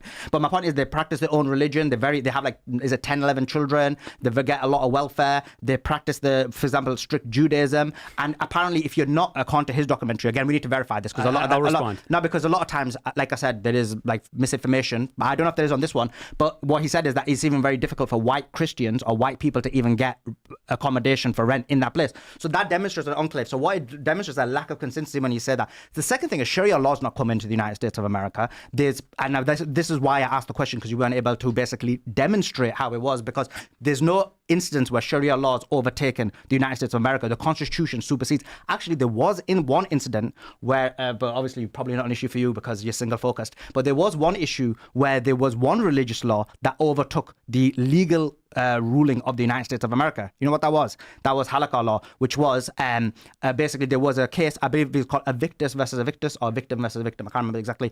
And what it was is there was a judgment made within the Jewish courts, same as the Sharia courts. And what happened was that ruling, whatever the decision was made, that superseded whatever the court had decided, and so they took that on board. So that's the only instance in the United States of America when that's happened. So this claim that Sharia law is taken over, again, is propaganda, because where is this happening? Now, is this cities... I didn't say it was taking over. What I said is that they are trying to implement Sharia law in Muslim-only enclaves. And like I said, give me an example. At the very beginning, well, okay, Epic. They're building a thing called Epic City. Well, what's the Sharia law in it? That's what I'm trying to ask. Well, they're no, saying I understand about Epic. They're trying to create an enclave or community. I know Correct. that, but A Muslim-only, Sharia-compliant community. I mean, they've stated that is their goal. And what's the Sharia part of it that conflicts with the what they're trying to implement? What part of the Sharia are they trying to implement that conflicts with U.S. law? This is what I'm asking. I genuinely don't know. I think I've all just given you Sharia examples. is incompatible with U.S. law. So all Sharia. So for example, a marriage. Husband and wife getting married. That's against Sharia law. Or for example, praying to God. You believe that that's against Sharia law? The thing is, Sharia law... Well, does Sharia law mandate that you pray to God? Because our Constitution does not mandate that you pray to God. No, so Sharia law is just like Christianity, right? So you can pray and you cannot pray. And if you don't pray, obviously Muslims, Jews and Christians believe that if you're not praying to God, you're going to be sinful, whatever it may be. And so what is Sharia law? Sharia law, largely speaking, what is it? It's practicing, right? You'll pray, you'll fast. He mentioned, Shabbos mentioned that he fasts almost every day or something, or every other day. And so you may be able to... You're welcome to join me. No, Muslims do it as well, right? They do it like 30 days in a year, and so, some do it, if they're more religious, they'll do it twice a week or whatever it may be. Now, you would say maybe that's probably not... something I can get on board with. Yeah. I probably need to eat less. Oh, okay, so now you're saying you'd get on board with Sharia law. So now you convinced him you want Sharia law. Yeah. No, okay, but the point is, can I respond? Yeah. Okay, I get the point you're making, but you're confusing two very separate court systems in the United States. One is voluntary participation in religious councils, but we've had that really since the 1700s. So we have Catholic tribunals. We have what you're referring to. It's not halakha. It's called halakha. It's a beis din. But it's called a beis din. No, but what's the halakha? Hebrew? Halakha. Oh, yeah, I didn't do that. Yeah, exactly. Once you circumcise, you automatically gain the ability to say cha. So halakha is Jewish law, but again, we've had voluntary participation in religious councils again since the 1700s. I think we've actually had them since before the establishment of the United States. But that's very, very different than what you were talking about. So again, you have Catholic tribunals, you have in Jewish law it's called a beis din, and you do have Islamic councils as well. Yeah. That, to be fair though, we both know that is very different than Sharia law, but I digress. In terms of what you're, let me get to my point. In terms of what you're referring to of this video of Kiryas Joel is an incorporated city. It's part of Monroe County. Yes, it's true. There's a high concentration of Orthodox Jews there. It's also true that white Christians also live there. I've been to Kiryas Joel many times. You will find white Christians who live there as well. And I also have to say, and this might be a hot take, I'm forgetting his name, but the guy who wants to build a white Christian city in the middle of nowhere, Arkansas, sure, whatever his name is, that should absolutely be allowed. I think the United States, we do build ourselves around voluntary participation. People should live in communities where they subscribe to the same values. Absolutely. But he's got a problem with this. So. Well, Bo is a very smart man, and he can talk about his own opinions and defend himself. Okay, but I'm talking about me, and I can only defend my opinions. In terms of what's happening, though, is you're trying to conflate what Nick Shirley did in Minneapolis with what this podcaster did in Kiryas Joel. I believe that we need to reform the welfare system in the United States. The fact of the matter is we obsess about foreign aid to Israel, for example, yet foreign aid comprises less than 1% of what the federal government spends every single year. What is a way bigger issue is how much we're spending on the military, which Trump now wants to spend $1.5 trillion. What is a way bigger issue is our entitlement program, Social Security, Medicare, Medicaid. So I agree. If we want to have a conversation on welfare, let's have the conversation. What you can't do, though, is conflate actual fraud where a Somali community in Minneapolis, like 90% of whom are on welfare and are also committing violations of federal law because they won't assimilate into a greater culture, and then a Hasidic community in New York who are simply legally using the legal tools at their disposal about using welfare. And again, welfare should be reformed. We should not have as many people on government handouts as we do today. But again, let's call a spade a spade. If you want to talk about Jewish participation in American life, Jews have been living... Just respond to that point. Sure. Okay, so just on that, I think you make a fair point, but in terms of where the, where the fraud is in New York, not this ultra-Orthodox community, but in New New York, I did the research. There's a large number of Orthodox Jews who basically committed billions of dollars of fraud. Now, the reason why that's not been highlighted is specifically because in the United States of America, because media, because social media, because it's pushed through the algorithm, there's a specific direct focus on Islam. So therefore, I would say, irrespective of where the fraud is, whether it's Minneapolis, which I need to look at it because I know some of them points that Nick Shirley made, they got debunked, but I need to look at all of it because I've not been through each individual point. Yep. But also, why is there that, I'm not talking about the Hasidic community, I'm talking specifically, even in New York, there was billions of dollars of fraud, but why is that not being highlighted? The reason it's not being highlighted is specifically because there is this specific focus, per what the Israeli Foreign Ministry said, focus on Islam, hate Muslims, attack them, and that's why there's this let me make one point, then Shabbos, I'll let you go. And I actually wrote this down, I think a lot of this comes down to social engineering where they have to pit us against each other. And the reason why I say this is because, like, Shabbos, I know you'll probably say, like, Dave Smith is, like, a horrible person or, like, Nick Fuentes, this and that. But at the same exact time, you look at our history after World War II, we had Operation Paperclip that brought actual Nazis over. I mean, literal Nazis, 100%. Like Werner von Braun, who, built rockets that killed people in Poland. So I just find it crazy how... and then I look at, and part of the social engineering, you look at how we left Afghanistan and we left the Taliban. They say we're the biggest threat, but then we leave them with like $1 billion worth of military equipment. So my point is, really, at the end of the day, the government doesn't really care about us. I think that they're pitting us against each other, and I guess I agree with that. Yeah, and that's why, really and truly, you guys probably wouldn't dislike each other that much. You guys probably actually have a lot more in common than you think. But we're socially engineered to hate one another, and we both have, there's some aspects of Judaism that people can be critical of, and maybe it's fair, and there's aspects of Islam that people can be critical, and that's fair. And so what that does is that makes us fight, and that's what they want us to do. So how do we, I guess, bring world peace or come together? I agree with you. So I think that the government wants to do left, we right, black, we white, Muslim versus Christian, maybe Jews against everybody else, wherever it may be. And I think Jews that's versus everybody. Jews versus the world. Yes, Jews against the world. It's true. It's working. They're running things. But anyway, coming back to, and I think that's done intentionally in order to cause division. I agree with you, amongst the working class, while the government continues to enrich itself. For example, you look at the economy, the stock market is being increased, so the wealthy get wealthier, the dollar is being weakened, the poor get poorer. So I agree with you. I think that's happening intentionally. I do think some of it is that they want to create this kind of Palantir control system in place, which, again, look at who's in charge of Palantir, but this Palantir control system in place, social credit score in place, and almost take the West down the route of these other countries that we just don't want. So we've been battling communism and socialism, for a long time here in America. That is certainly a growing thing. Is Palantir a problem?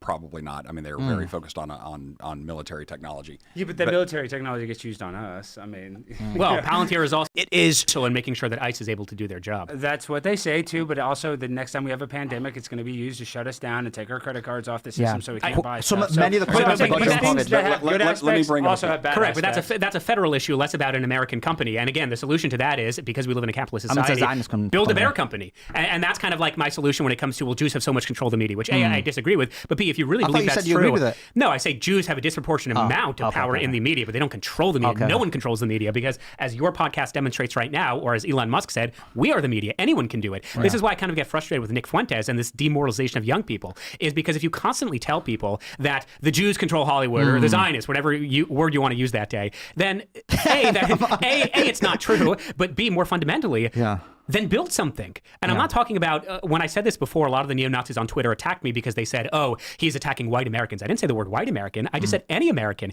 If you truly believe that, like, I don't know, Disney is out to make your kids gay, which, sure, then build your own media company. And I mean that seriously. Like, build an entertainment industry, because that's what America is all about. It's about private enterprise. It's about competition. I do want to say very quickly to Alex's question. People do that, though. They do try and create their own media. But as you know, like, there's a lot more barriers if you're not Zionist than you are Zionist. It's a lot more difficult. There are barriers. I'll give you my example. Let me just make the point because you interrupted. Let me make the point because you interrupted. There are barriers, but that pertains to regulation. That pertains to an environment of government bureaucracy. So I agree we should get rid of red tape. We should get rid of regulation. This is why I'm a market capitalist. Let's call a spade a spade. So, for example, there is no law on the book. There is no policy that states if you are a Zionist or you're not a Zionist, then you don't have equal rights into a particular profession, which is why, for example, hate speech laws that you cannot critique. I'm on X, right? That's not true. So let me give you an example. I'm on X. I'm quite a big account on X. I was super viral in 2024.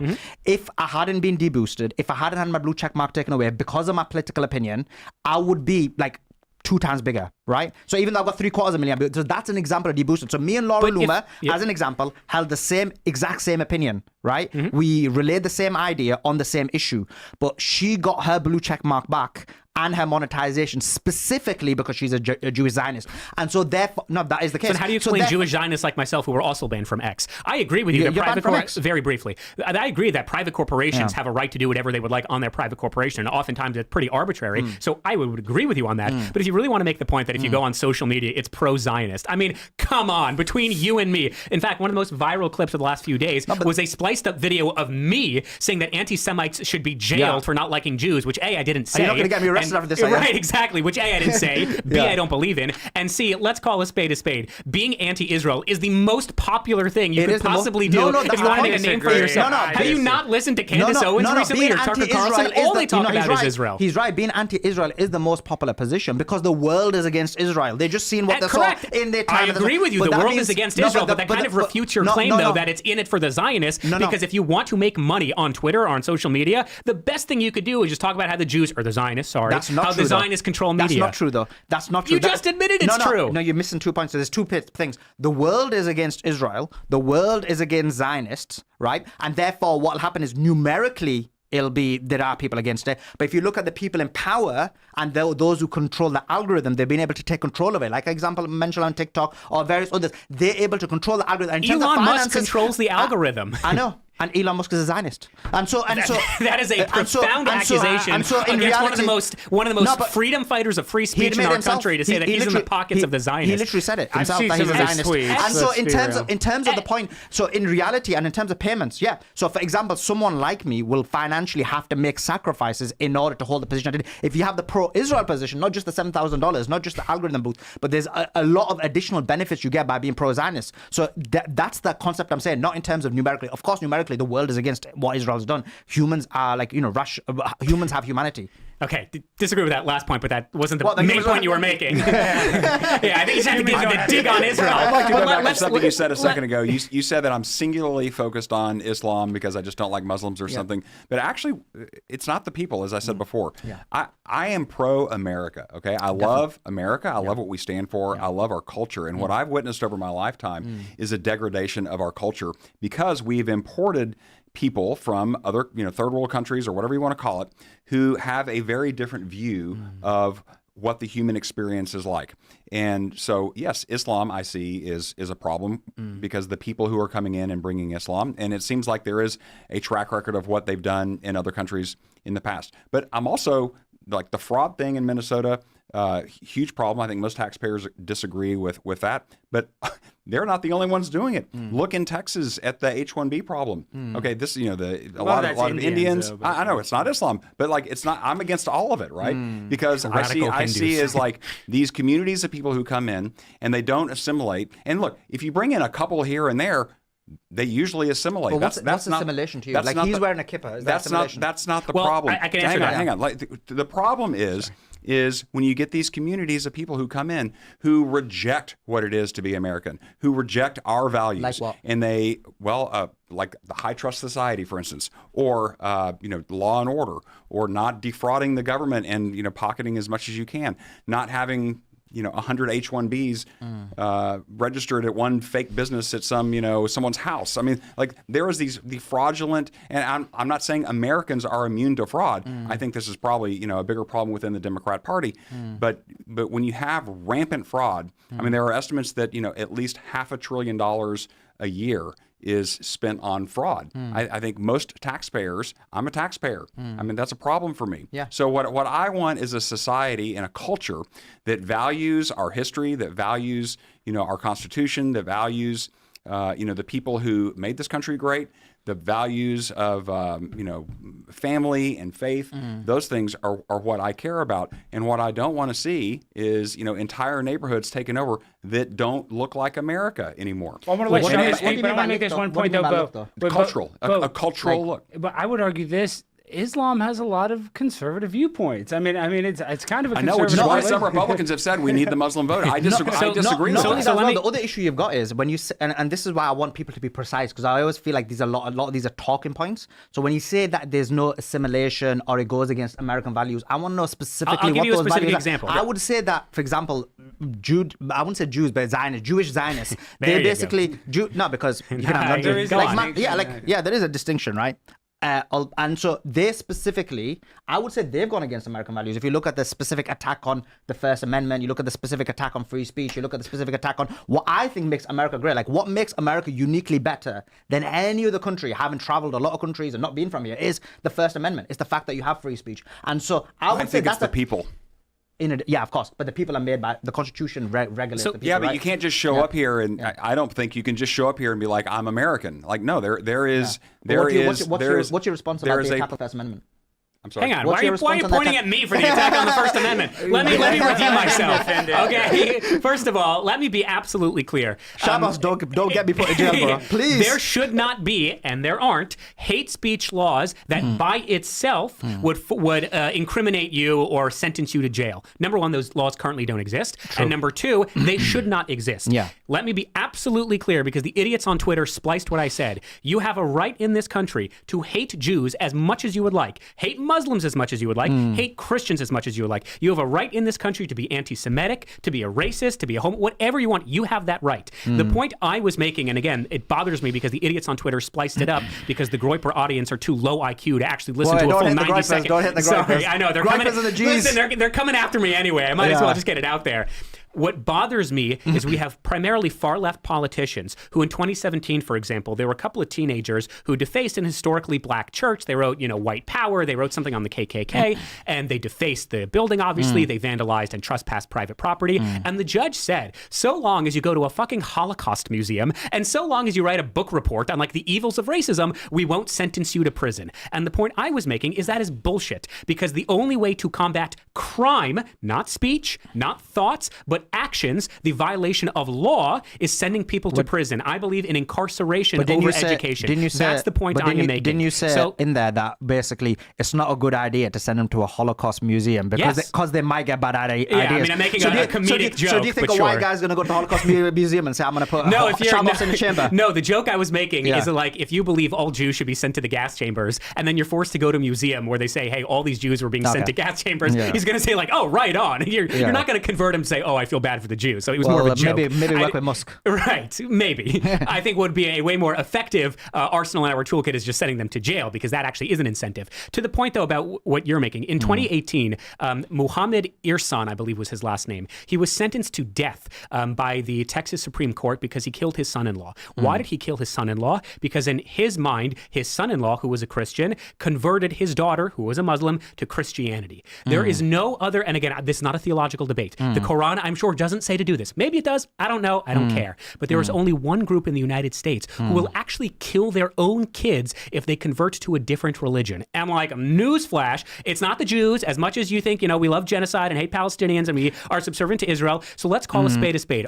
Is that all Muslims? Absolutely not. But I don't care about all Muslims. I don't care about the peaceful Muslims. In the same way I don't care about peaceful white people, I don't care about peaceful black people. I care about the non-peaceful white people and the non-peaceful black people and the non-peaceful Muslim people who want to kill me and want to take away my way of life. Okay. And when you mentioned, this was my last point, and then I'll let you respond. Okay. When you talk about what does assimilation mean, I'm actually glad you asked that, because it's actually a really good question. What does it mean to assimilate into American culture? Jews have been living in the United States before it was the United States. We first got here in roughly in the 1630s. It might have been a couple of years before that as well. Who built it. You could say Muslims. 100%. I concede that point. This is a Christian country.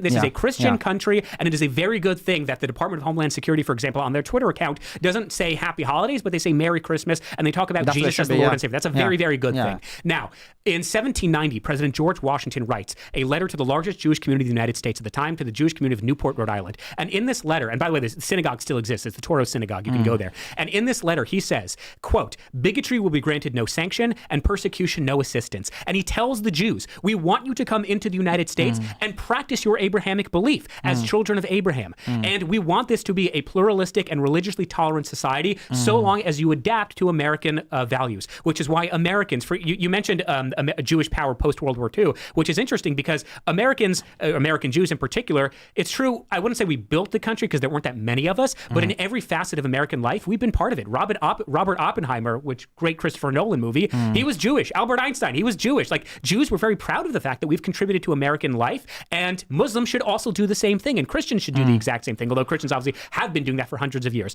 My problem, though, is the minority of the Muslim American community. Let's look at Somalia, for example, the overwhelming majority of whom are on welfare. A significant amount are committing welfare fraud, and 70%, even after living here for more than 10 years, can't speak English. That is a profound problem, and it has nothing to do with Islam as a theology, but it has everything to do with how Islam is being practiced as a religion. Absolutely. Okay, so when you've given the example of Somalia, that's not proven that the practices are due to Islam. That's a specific community that's come from a war-torn area, a country that basically has been... so talk about the Dallas example. Being a pirate is not an Islamic thing. Yeah, you know? being in a country... The Barbary Wars was piracy, yeah, but I digress. So talk about the example in Dallas of a Muslim man who was sentenced to death for killing his... If you can point to any other religion that's doing that, I'm sure. Doesn't the Hebrew Bible say that if you say you're a false prophet, they should be put to death? Absolutely not. And by the way, even if that's the case, can you point to me in the last 500 years of American history where a single Jew has done that? No, but I mean, but you can. Deuteronomy, but the point is, if you look at and if you look at the religion, when you look at the religion, I'm specifically saying it's not a religious debate. I don't care what you believe in. But that's the first thing. If you look at the Torah habits, but the thing is, this is the problem I'm trying to say. Like, you look at one isolated incident of an individual, but it's not isolated. That's the problem. Sorry, I'm interrupting. I mean, it is isolated because if you look at actually specifically with people within Judaism, the amount of havoc they've caused within the United States of America, destroying a society, liberalizing it. If you heard of, for example, you call the Groypers, but one of the things they've highlighted is this idea of basically white genocide that's happening with the population collapse. I believe largely that's happened because of the Jewish control of the media and Jewish control of the media. I thought it was Zionist control of the media. No, but that's specifically the Jewish Zionist, isn't it? Margaret Sanger did create Planned Parenthood. And so in reality, I would say that's much worse than one person killing another person, even though both are bad, but basically destroying an entire populace is much worse. In addition to that, when you mentioned about the Somali community, I would say, first of all, you have fraud everywhere. I just give you an example of the Orthodox Jews. I'm not talking about the Hasidic. But there's a much higher percentage in the Somali community in Minnesota than there is anywhere else in the country. I disagree with that. We need to look at the data because in reality, for example, We've looked at the data. So how much fraud did Orthodox Jews in New York commit? I looked at like just 3 or 4 incidents and it was almost $1 billion. Again, what you're doing is you're They think it's $18 billion in Minnesota. And I'm saying I only looked at 3 or 4 incidents. Therefore, if we looked at it in detail, we would get a different number. Also, in terms of that, you're basing it on Nick Shirley, who hasn't done a comprehensive, detailed analysis, and some of that has been debunked. I'm not saying I'm going to go through actually each one of them and see the veracity of those. For example, he went to one of them where he went through one of them where they were actually shut, and then he went in there. But in terms of Somalia itself, they were what? The problem. Sorry, that apparently the opening times were like 2 to 10 and he went before they were open. But in terms of... Daycare is open to 10 o'clock, but I digress. I get the point. No, I'm giving an example. I can't remember the specific timings. But in terms of Somalia itself, the reason why there's immigration from... And by the way, let's be clear. The immigration into the United States of America is coming from not Muslim countries. It's coming from basically Mexico, like Latin countries, which are Catholics, or it's coming from like India. Those are the... And then China. The greatest refugee crisis in the world is because of Middle Eastern countries. Well, the greatest refugee crisis is because of Syria. But I'll come to that in a second. Again, it always goes back to Israel and the Zionists. Let me just Syria is the greatest humanitarian disaster. Yemen is probably too. Yeah. And it is all because of Middle Eastern politics and policies of Islamic regimes. That's not true. So what happened in Syria, as an example, was Syria had Bashar al-Assad in charge, right? And it's been proven through WikiLeaks that the United States of America, Hillary Clinton's leaked email, that they were funding, supporting ISIS. ISIS being the extremist, which was propagated Wahhabi Salafist Islam, propagated by Saudi Arabia. And Saudi Arabia, Israel, and the United States of America have had a very close relationship for 50 years. And who were they fighting? They were fighting Hezbollah, who is the enemy of Israel. The idea that Bashar al-Assad was allied with the idea that Bashar al-Assad, who committed chemical genocide against his own people, was in any way. So again, that's a clear distinction between you and me. It is well documented that Bashar al-Assad used chemical weapons against his own people. But again, the whole idea, which goes back to my point in the beginning, is that you never ascribe blame to the actions of individuals. You always say it goes back to the Zionists, or it goes back to Hillary Clinton, or it goes back to the United States. At some point, it does. When you cause regime change, when you're basically paying people to do things, of course, those people. Let me make the point. But hang on. For example, where people pay to go to Syria. When you talk about regime change, it's interesting. You don't talk about the Iranian Islamic regime change in 1979. You don't talk about any of the regime change of the last 100 years, all in the Middle East, conducted by radical Islamists. Because instead of actually talking about the history of the Middle East, it always goes back to. Hang on, let me make the point. Regime change. Who did it? The Ayatollah Khomeini. He did it on what his are you own. talking about? Where was he? He did it with the support of the radical mullahs, which is why you have millions of Iranians in the streets today. But again, I'm sure that also has to do with the Zionists or the Jews or whatever who are funding it as well. At some point, you have to concede moral and human agency that people can make their own choices in life. And unfortunately, one of the greatest problems facing Western civilization today, let's call a spade, is radical Islamists, because there is only one sect, one religion, one. Hang on. But again, to my point, even if you want to make the point, which is I've clearly demonstrated is not true, that Jews are controlling the media, and Jews are controlling the banks, and Jews are controlling finances. American Jews are not going to fly planes into World Trade Centers. We are not going to bomb buses. Again, that's exactly my point. Even if I wanted to concede that point, which again is demonstrably not true. So again, you don't subscribe any moral or human agency when radical Islamists commit acts of terrorism. No, the point is, if radical Judaism, what they do is they control the United States of America. Who? I'm going to explain it. And what they do is, and if you look at it, they'll basically bomb the Middle East. If you look mention names of American Jews. Let me make this point. So this is to Sulaiman's point. If you look at the Mujahideen, which was the origin of the modern day ISIS and Al Qaeda, was created by the CIA in order. This is true to fund a war against Russia in Afghanistan. You can look up the Mujahideen. Why was Russia fighting in Afghanistan? Which, by the way, was a bad war. It's because. And who are they fighting? Radical Islamists. This idea, this premise that radical Islam only came into the geopolitical scene in the 21st century is so divorced from reality. I'd say radical Judaism. We funded Osama bin Laden. Absolutely. So I'm not disputing that. You're right. Giving Islamic terrorists weapons to fight a war. I don't understand how you can see that's a conflict of interest. I'm not disagreeing with your point. Okay, hang on. Let me make the point. I'm not disagreeing with you at all. In the 1980s, the CIA did fund. Let me make the point. The CIA in the 1980s absolutely did fund the Mujahideen. They did fund Osama bin Laden. The point I am making is radical Islam has existed well before the establishment of the State of Israel in 1948, well before the establishment of the United States in 1776, well before the establishment of Western civilization as we know it today. Radical Islam has been a profound problem, let's call a spade, since the advent of Islam itself, which is why, as I said earlier, in 628 CE, when the Muslims killed the Jewish community in Saudi Arabia and they chanted Khaybar Khaybar al-Yahud, that is still a chant being chanted today. So does that mean all Muslims? Absolutely not. I would love to get well, maybe I shouldn't say beer, because that's probably not something you're drinking, but I'd love to hang out with you. I think there's so much in common that unites Muslim Americans with Jewish Americans, the immigrant experience, absolutely. But we also have to recognize that one of the threats against Western civilization are people who are being radicalized both at home and abroad and don't subscribe to the American way of life, whether it's coming from the Jewish community or the Muslim community. But let's be honest, it's way more of a problem in the Muslim community. When you mentioned the situation where I believe you're talking about the Jews of Banu Qurayza, what happened there was that once again, what happened was the Jews and the Muslims had an alliance.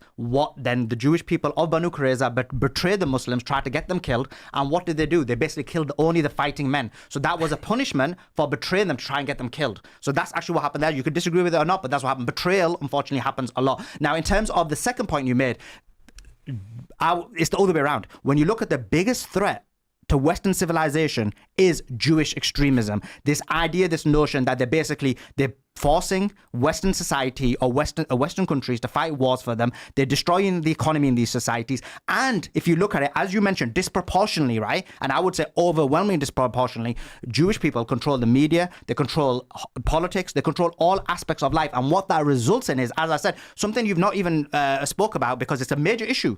There's a reason why Christianity has died in the Western world. The United States of America is the only country where it's not completely died. But if you look at Europe, Christianity has dropped. In the UK, for example, you said you're from the UK, right? Christianity, the Christianity used to be 75%. And now it's only 45%. It's dropped 30%. What's it dropped 30%? It's atheism. Atheism has increased by 25%. So in reality, what's happened is, I believe through the media, through these different initiatives, through NGO groups, through funding and various other things, what's happened is the complete destruction of Christian society, the complete destruction of white people. And I think that's the biggest problem. I think if United States of America was only fighting... Sorry? I said on that we can agree. Yeah, and the United States of America would do well not to fight Israel's wars in the Middle East. The United States of America would be better to concentrate on the United States of America, help the people of the United States of America, not enrich, for example, the military-industrial complex, which has a dual benefit to Israel and the military-industrial complex. But in reality, look at the people. When I come to the US, as I mentioned, like the people here are amazing, but I don't go in an Uber without speaking to someone who says they've got 2 jobs, they're working 60 hours, they're working 70 hours. It's very tough on people. So I think the United States of America should stop concentrating on foreign wars for foreign people who have not assimilated, who have an attack on the Constitution, attack the First Amendment, the entire thing that makes America America, and instead improve the lives of Americans. So I agree with you in terms of diagnosing the problem that we are not having birth rates at replacement level. I agree with you that the decline of Christianity, thankfully, it's not really happening in the United States. And post-Charlie Kirk, we're actually seeing a resurgence of Christianity, particularly among Gen Z. I think these are all accurate diagnoses of the problem. Where I disagree, though, with is the solution. So first of all, you talk about the decline of Christianity in Europe, for example. So Germany, there are very, very few Jews living in Germany, mostly because the Germans killed all of them. Yet in the last 10 years, Germany has taken in more than 5 million Muslim migrants into their society. They don't assimilate, which is why you have, particularly in Western Europe, a tremendous problem with no-go zones in France and the UK and yes, in Germany. That has nothing to do with Jews because Jews don't even live. Hang on, let me make the point. But there is no no-go zones in UK. I let me speak.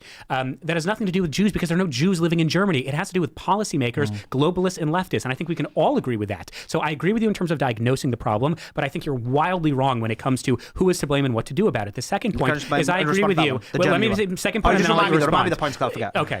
In terms of the military-industrial complex, I agree with you. One of the greatest speeches ever given by an American president in the 20th century was Dwight Eisenhower's leaving speech, whatever it's called, when he speaks about the dangers of the military-industrial complex. I think Donald Trump is actually wrong to produce a budget of $1.5 trillion to fund our military, where, as you just said, we have tremendous problems with our economy, with affordability, with homelessness. However, when it comes to funding foreign wars, which, again, I'm not entirely sure how you're defining funding foreign wars here, but foreign aid and the money we give to Israel, which you keep mentioning time and time again, represents less than 1% of the federal budget. And I would agree with you. Let's stop foreign aid entirely. But when we fixate on one country, Israel, which, by the way, the United States military, for example, has the largest arsenal of UAVs in the world. A lot of that relies on Israeli-made military equipment like the Pioneer and the Hunter drones. The U.S. Abrams tanks are equipped with the Trophy system. The Trophy system was developed by Israel. And even then, even though Israel is so advantageous to the American military, I would still agree with you. Let's limit foreign aid. But come on. And this is where I get bothered with like Nick Fuentes. The problems that young people have with affordability, which are real problems. The economy sucks. It has nothing to do with Israel. It has nothing to do with foreign aid. And if you do want to talk about foreign aid, it's bizarre to me that no one has mentioned. We gave Somalia $1.2 billion in foreign aid last year. You know, we still give money in foreign aid to the actual Taliban. We give it to Qatar, and then Qatar actually gives cash to the Taliban. This was brought up in a House Judiciary Committee just a few weeks ago. We gave roughly $2 billion to Nigeria, who are conducting a genocide against Christians. So I agree with you. Let's cut the foreign aid. But what I get bothered by is when we tell young people that the reason our economy is so bad and the reason you're working 2 jobs is because of foreign conflicts. I am telling you, I'm happy to end foreign conflicts, but I'm telling you, it's just not true. Appreciate if you do that. But I've been saying this for 3 years. No, I'm saying you said it. I'll be happy to end it. But let me just learn the 1% thing and then give me the other one. And I forgot your first point. You left to remind me. The first point was on Germans accepting 5 million Muslim migrants, and there are no Jews living in Germany. So first of all, in terms of 1% foreign aid, it's actually a lot more than that. And this is the problem. This is kind of like a manipulation because it's actually quite complex. So what happens is, first of all, you get the 3-point-some billion that goes to Israel. Then you have But it doesn't. Hang on. That's not true. I'm going to respond to that. I know what the talking point is. So say it right. It's Yeah, not a I'm talking gonna point. explain It's it. true. Down and then I'm make going to explain interest it. on it. I'm Yeah, going to they explain don't it. even spend the money. I'm going to explain it. Don't worry. It has 90% of foreign aid I to Israel, know. which again, I I'm gonna agree we should explain that. cut. 90% of it has to go back to American companies. We know. We're going to come to that in a second. I already know the talking point on that. Stop saying talking point. It's a fact. I'm going to explain how it works. So in reality, first of all, you have the 3-point-some billion.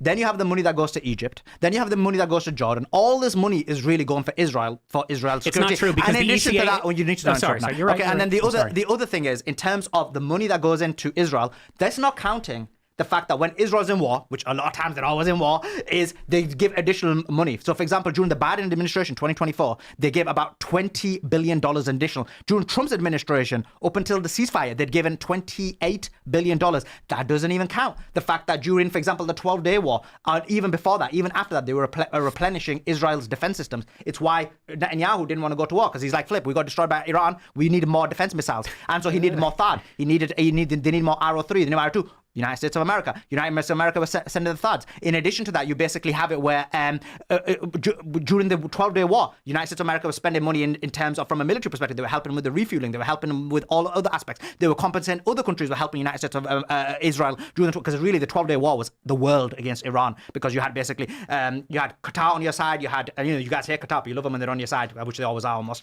Qatar on your side, you had the UAE on your side, you had Saudi Arabia on your side, you had Jordan on your side, you had Egypt on your side, you had France on your side, you had United States of America on your side, you had UK on your side, you had Australia on your side. So all of them were defending, they were helping with refueling or defense or different mechanisms within the 12-day war. That doesn't even count the fact that, as I said, what happens is, with the $3 billion, because let's forget all that, which is a huge amount already. So when you said the $1.5 trillion budget, a lot of that, not all of it, but a lot of that is for Israel. Now, in terms of the specific point you made about how it works with the military-industrial complex, so what they do is, this is just crazy. They'll give $3 billion to Israel. Israel has to spend it on the military-industrial complex, right? So you're still getting the free stuff. Then what happens is that money goes to the military-industrial complex, which the military-industrial complex then end up getting the money. And what is the military-industrial complex? It's a Zionist-run organization. So it's like double dipping. So what happens is you get the $3 billion, you get the military equipment, you then get the military equipment, and then you get the funding to the military-industrial complex. And the military-industrial complex use that money for more Zionist initiatives or on various other things. In addition to that, what's even more crazy about all of this is not just the fact that the funding is significant. Oh, sorry, I forgot what the point is made, but let me go to the Germany point now. I forgot what I said, I'm getting old. So the Germany point.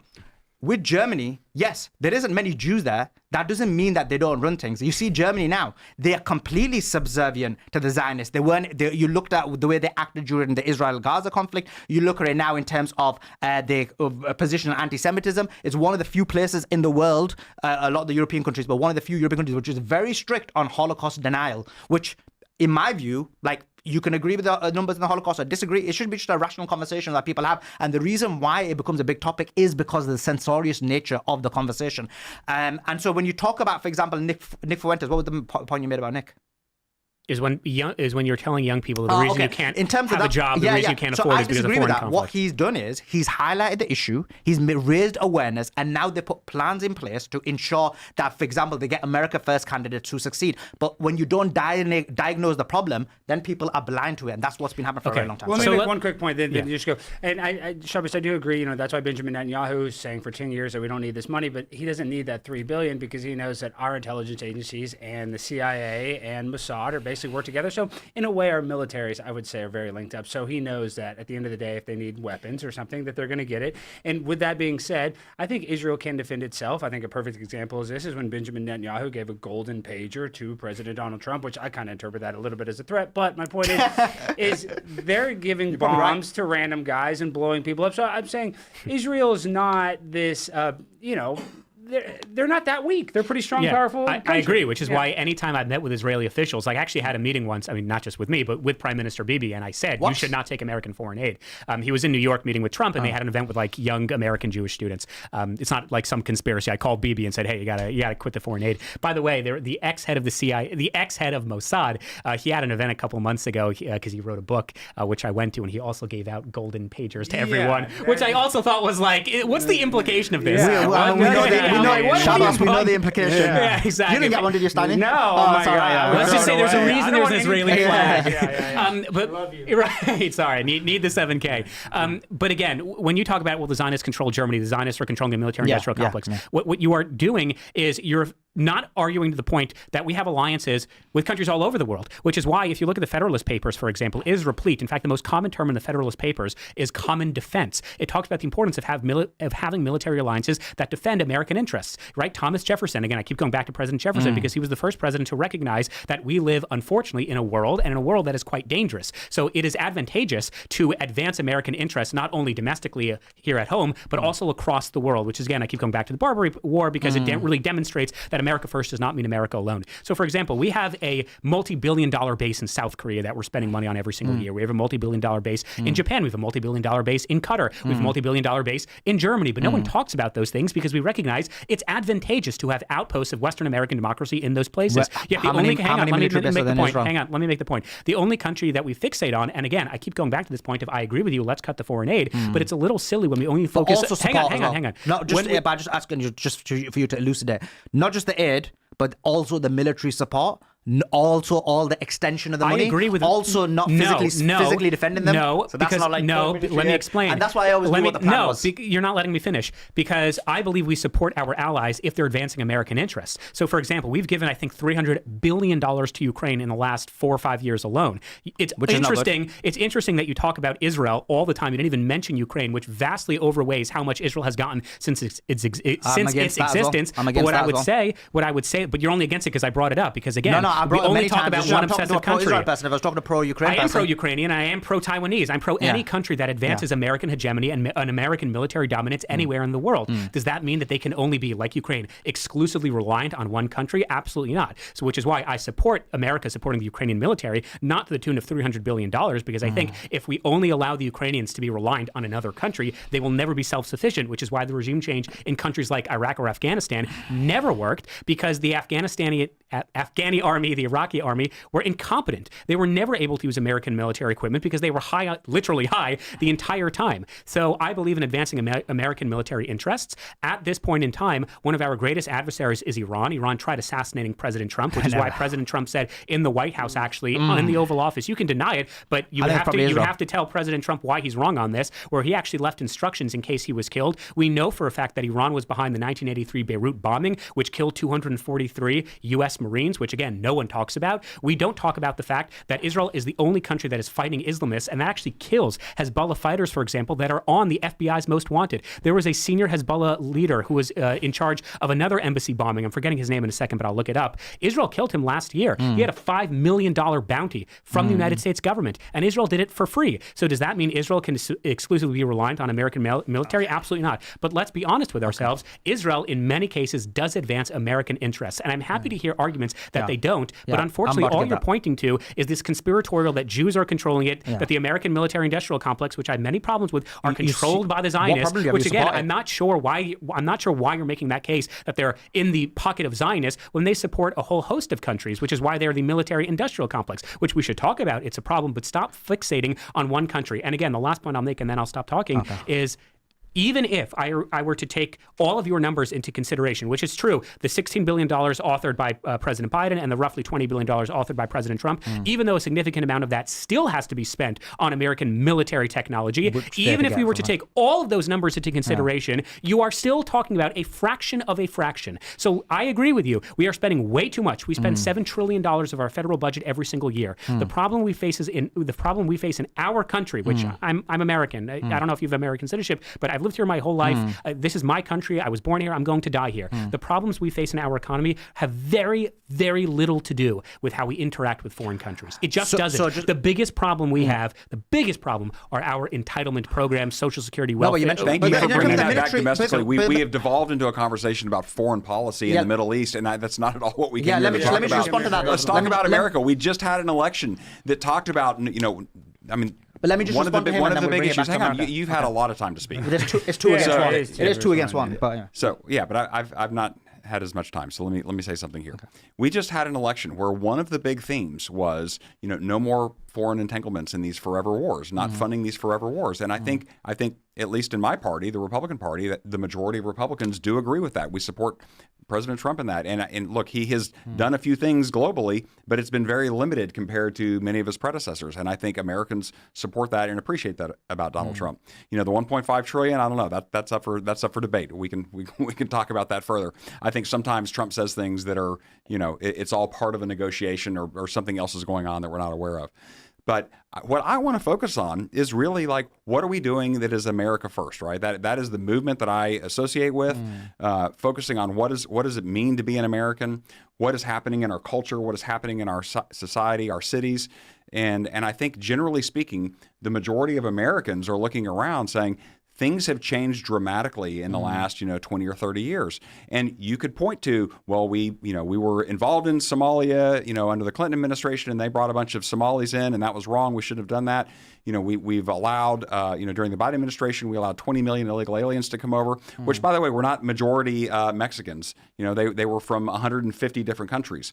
So people from all over the world were coming here because they saw it as their opportunity to get in and get into our system where, for money, obviously. Now, some of those are just receiving money. Some of those are working hard. I concede that not all immigrants are bad. But when you have lower birth rates and lower job acceptance among people who are from America originally, that is what's creating all this frustration. And while there are online personalities that I vehemently disagree with, there is this sense that there is this helplessness that people kind of like under 30 have lived their whole life. Now, I'm old enough that I've sort of seen the shift, but these people under 30 recognize that they can't get into college because of their skin color. They can't get into college because they're male or they're not LGBTQ or whatever. Like there are all these categories that colleges are, working overtime to import people. There are jobs that are working overtime to import people who are not Americans. And I think our policy should be, let's focus on what is good for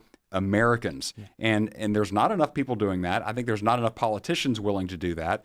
I talk to a lot of voters. Voters want people who tell the truth. And, I may not be right about everything. I'm probably wrong about a lot of things. I don't really care. But what I always endeavor to do is tell you the truth about what I believe and what I will do. And there's not enough people doing that.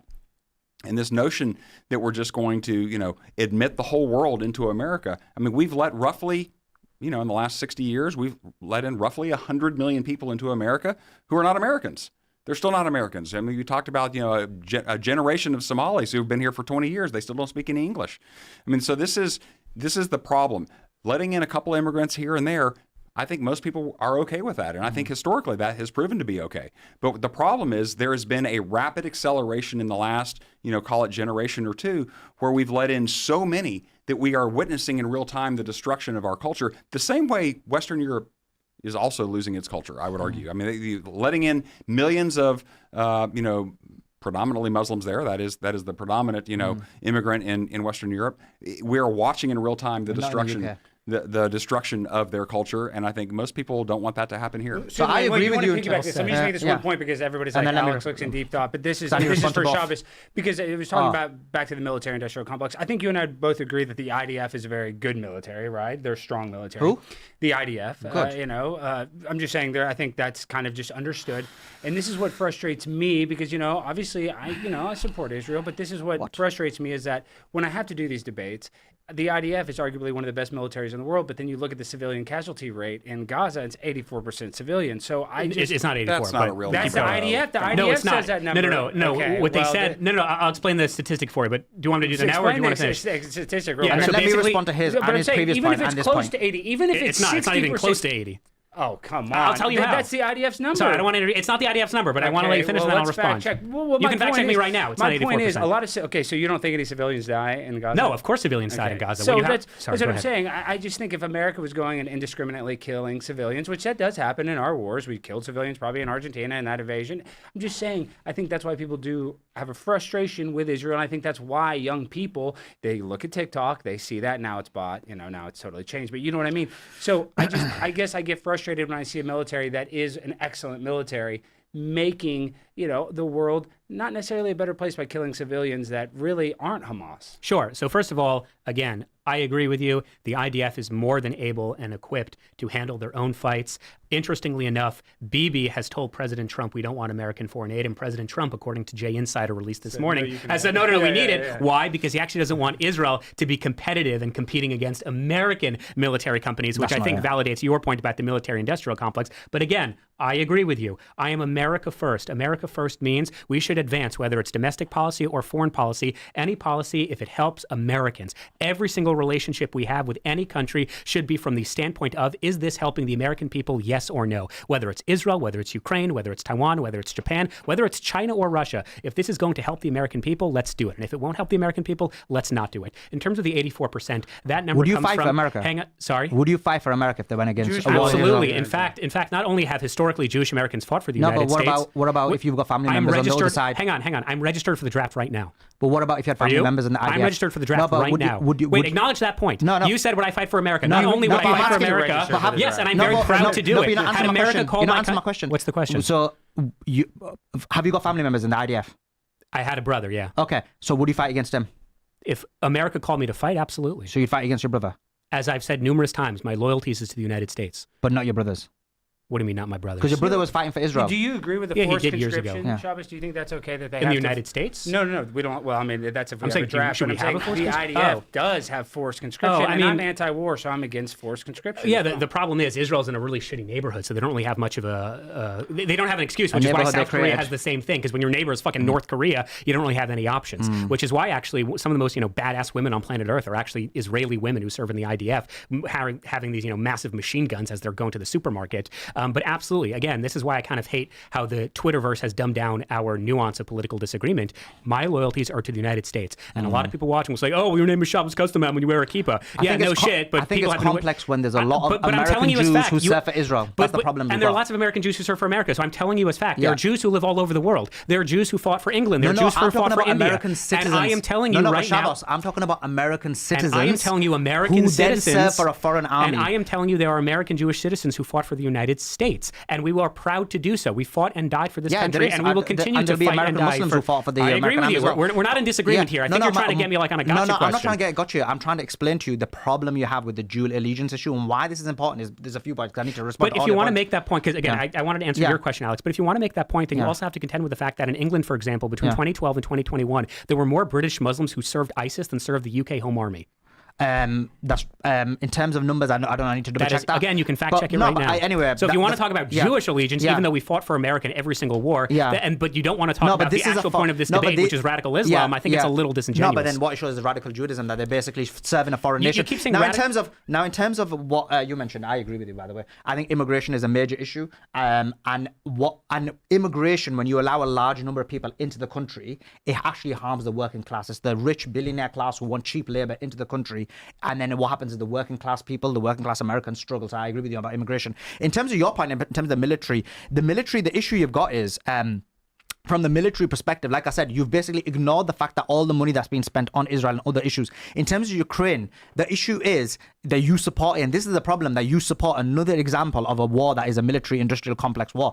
I'm anti-war. I don't like war whatsoever. I don't want any war, any kind of money going to foreign nations to be able to do it. A war where, what's happened? Ukraine and Russia, a lot of white people are being, and this is why I'm against it, right? And another example of where a lot of white people are dying, right? Russians are white, Ukrainians are white, both of them are dying, military industrial complex war. And you support it, I don't. And this is the way I have another issue. And in terms of when you look at, for example, America, and you look at, for example, Saudi Arabia, and UAE and Qatar have given the United States of America trillions of dollars.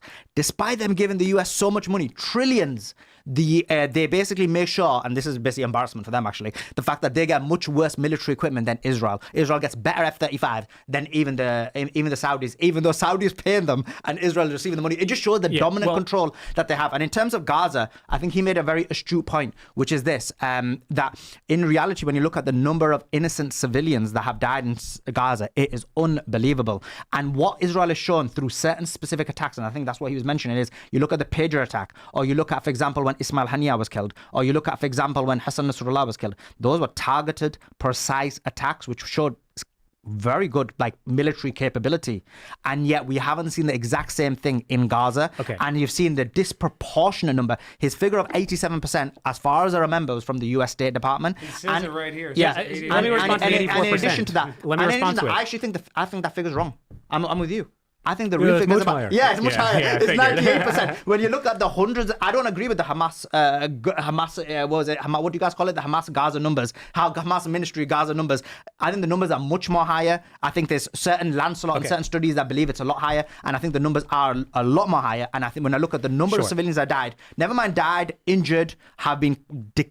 injured, or even the psychological damage that's happened to them, the millions is just unbelievable. I agree with you that war is bad, but the problem with our mainstream media, for example, is they conflate conflate war and the casualties of war with the genocide. Let me just deconstruct everything you said from one to three. Yeah. First of all, when it comes to the F-35s that the United States is selling the Saudis versus the F-35s the United States is selling the Israelis, they're selling them the exact same F-35s. The difference with the Israelis is because, again, probably because of the military-industrial complex, they're so innovative, they've actually created modifications, improvements, and adaptations to the F-35s. Again, you can fact check me right now. That's right. Israelis, that's not the reason they got you're conflating two things. I'm not. Let me make the point, and then you can interrupt me. Come on. Sorry. No, I apologize. The Israelis have made innovations and adaptations to the F-35s. The Saudis haven't. Israel is one of the most militaristically adaptive countries on planet Earth. So that's first of all. In terms of the Qatar and Saudi Arabia and UAE have given the United States trillions of dollars. I'm not sure what you mean by that. I mean, we used to buy Saudi oil up until we became energy independent, which is much better that way. So it's not that they were giving us money. It's also number three in terms about, you hate war so much. Well, Saudi is conducting an actual genocide against the civilians of Yemen. True. The people of Yemen are experiencing one of the greatest civilian casualties right now on planet Earth. But again, no one talks about it because it doesn't involve Israel, which again, I don't really get this, which brings me to the other point. If you want to talk about civilian death, let's assume of the 60,000 people who were killed in Gaza, let's assume 100% of them civilians. 100, which isn't true. Let's assume it's 100%. Yeah. There were more civilians in Sudan who were killed 2 weeks ago.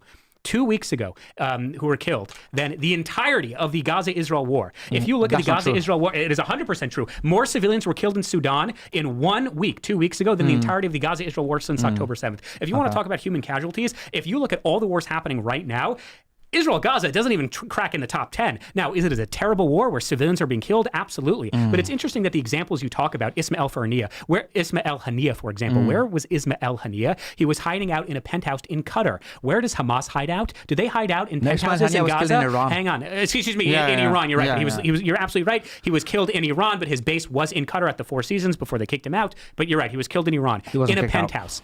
How many penthouses are Hamas commanders like Yahya Sinwar hiding out in? 0, which is why, again, you can fact check me all you would like. What do you mean? There is video, I'm telling you, there is video of Yahya Sinwar right after they launched the attack on October 7th. Where did he go? He went underground. He went into tunnels with his wife. His wife was actually, she's pretty obese. She had a Birkin bag with her, and they went into the tunnel system. You know how many Gazan civilians who were allowed into the tunnels? 0. Why? Because, let me make the point, because as Mohammed Def said explicitly on Al Jazeera shortly after October 7th, the point of the tunnel system and the point of receiving humanitarian aid is in order to ensure the survivability of our fighters. Everything must come at the price of our fighters. Why is it, talking about human agency, for example, we give the Palestinians roughly $700 million in foreign aid every single year. What we get in return, I'm not entirely clear, but we give them about $700 million in foreign aid every single year. Why is it that the populace, the elected government of the populace, Hamas, have not built a single bomb shelter for their populace? Why is that? Why is it that you have a jihadi death cult, talk about radical Islam, who have said explicitly that the ultimate goal is not a two-state solution, which I believe in. I believe in peace and coexistence. I believe Palestinians have a right to self-determination and should have their own country. They don't say that. They say, and again, college campus protesters say this the whole time, we don't want no 48. We want all of it. They say this explicitly. Don't listen to me as a right-wing PragerU Jew, whatever. Listen to Hamas themselves. So in terms of the civilian death count, are there civilians being killed? Absolutely. The 84%, the reason I say it's not 84% is because what that was, it was a study of named combatants. So for example, if you're shooting an RPG at a Golani brigade in Khan Yunis, for example, and they don't know your name, they're not going to write down your name. They're just going to say a terrorist. So what that study said is, oh, well, if we looked at the named combatants, it's only roughly 17%. It doesn't mean the people who were killed, 84% of whom were civilians. But again, is there a high civilian death toll? Absolutely. The problem is, though, is what you've allowed. If you tell Israel, for example, forget about your hostages, forget about dismantling the jihadi death cult, you can't fight them because, you'll kill civilians. What you have done is you have now given permission to every single radical Islamist terrorist group, like Al-Shabaab, like Hamas, like Hezbollah, like the Houthis. What you have now told them is build your terrorist infrastructure underneath hospitals, build them underneath schools, because it's safe, it's base, because Western countries are held to a different standard. We can't touch them because it's built underground. I feel horrible for every single dead Gazan, and I put the blame squarely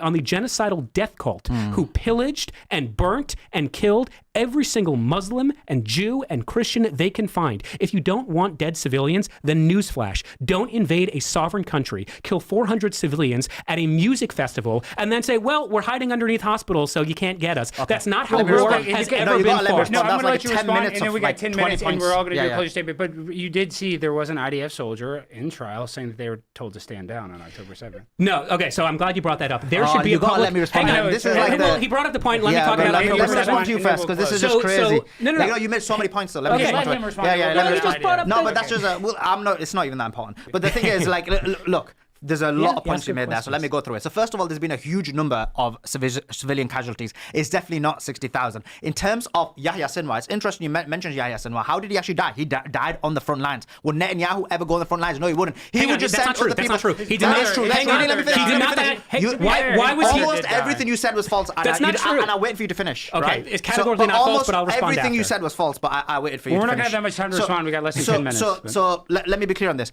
And in terms of this claim that Gaza could have been brilliant, in reality, what was happening before October the 7th? What would Israel do? They would regularly bomb Gaza.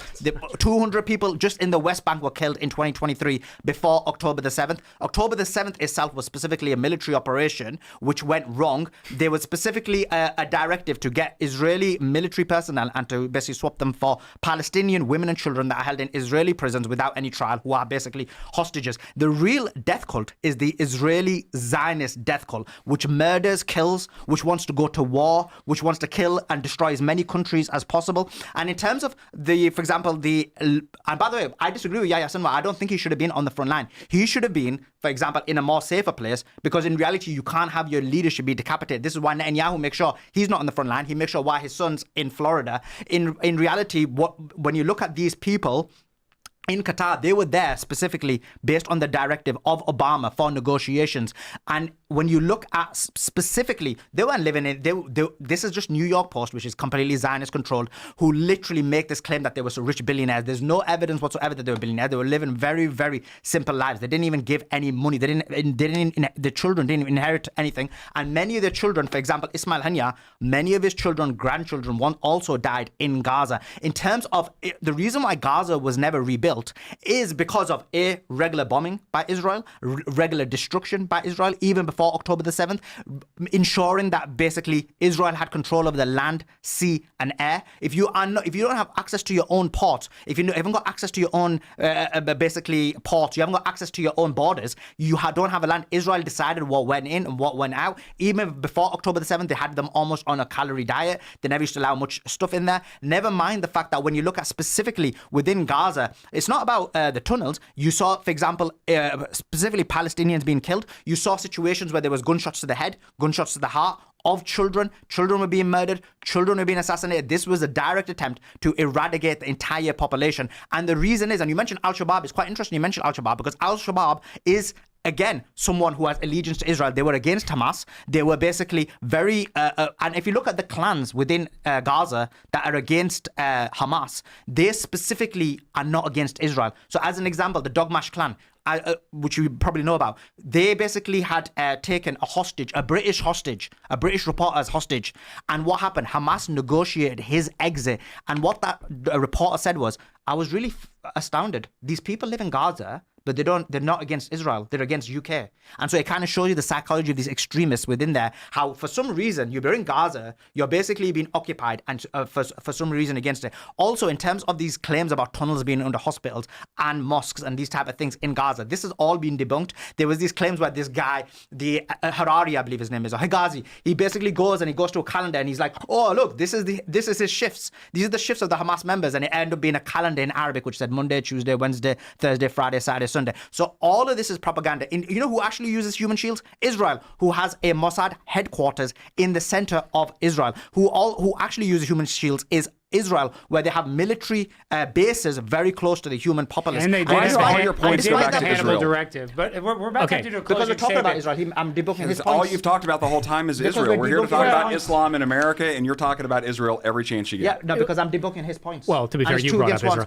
Israel. But can I respond to all those points? It was by No, he nature asked of the question closing about it. arguments. Okay, first of all, Bo, why don't you start by giving your closing argument, and then we'll go to Shabbos, and we'll let you have the last word. So. Cool. Yeah, I find it interesting that we came here to talk about Islam in America and the threat to our culture, and this whole conversation has just devolved into a defense or attack against Israel or Gaza or whatever. And it's just, this is not relevant to most Americans. Most Americans are worried about what's happening in America, and that's what the last election was for. That's what Donald Trump has been focused on. It's what the America First movement is about. We need to be focused on America. And to your point earlier, of course, if we're going to act anywhere else in the world, it should be for the interests of America. I'm not against action elsewhere in the world, but I'm against forever wars, and I think most of the Republicans who voted for Donald Trump also feel the same way. But, we need to be focusing on what is happening here and the destruction of our culture. I mean, I'm tired of just watching it happen in real time, and no one is talking about it. Everyone wants to talk about something else or blame somebody else. It's our responsibility here. We have primary elections this year. I say go out and vote for the people who are going to fight for an America First agenda.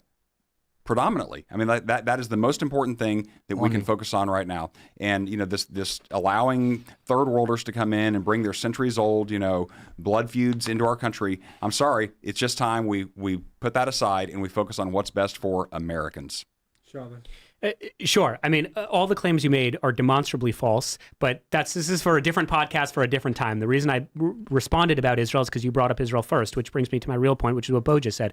I agree. Hate Israel as much as you want, hate Jews as much as you want, hate Bibi as much as you want. That's not going to improve your life in any measurable way. There are real threats facing Western civilization. The demoralization of young people is part of that. Another threat, a critical threat, is that we have pockets of individuals, primarily from Muslim-dominated countries, who do not assimilate into our Western way of life, who commit on a perverse and discriminate level disproportionately more amounts of fraud, cannot speak English. In fact, in Somalia, there was a lawyer 2 years ago after a Somali Muslim was convicted of fraud, and the defense literally was, well, in his culture, it's not considered taboo to steal from your government. Jews aren't making those arguments in court. Christians aren't making that argument in court. But unfortunately, a significant amount of the Muslim American community, they are making that argument in court. The second thing, which I think is really fundamental, is I agree with you. There are attacks on free speech. It's coming from many different directions. So let me be absolutely clear. Free speech is the pinnacle of our society. It's why it is the First Amendment and not the 37th Amendment. It is the First Amendment. And you can and should be able to hate as many people as you like. I don't think it's a very good strategy for doing well in life, but you have the legal right to do it.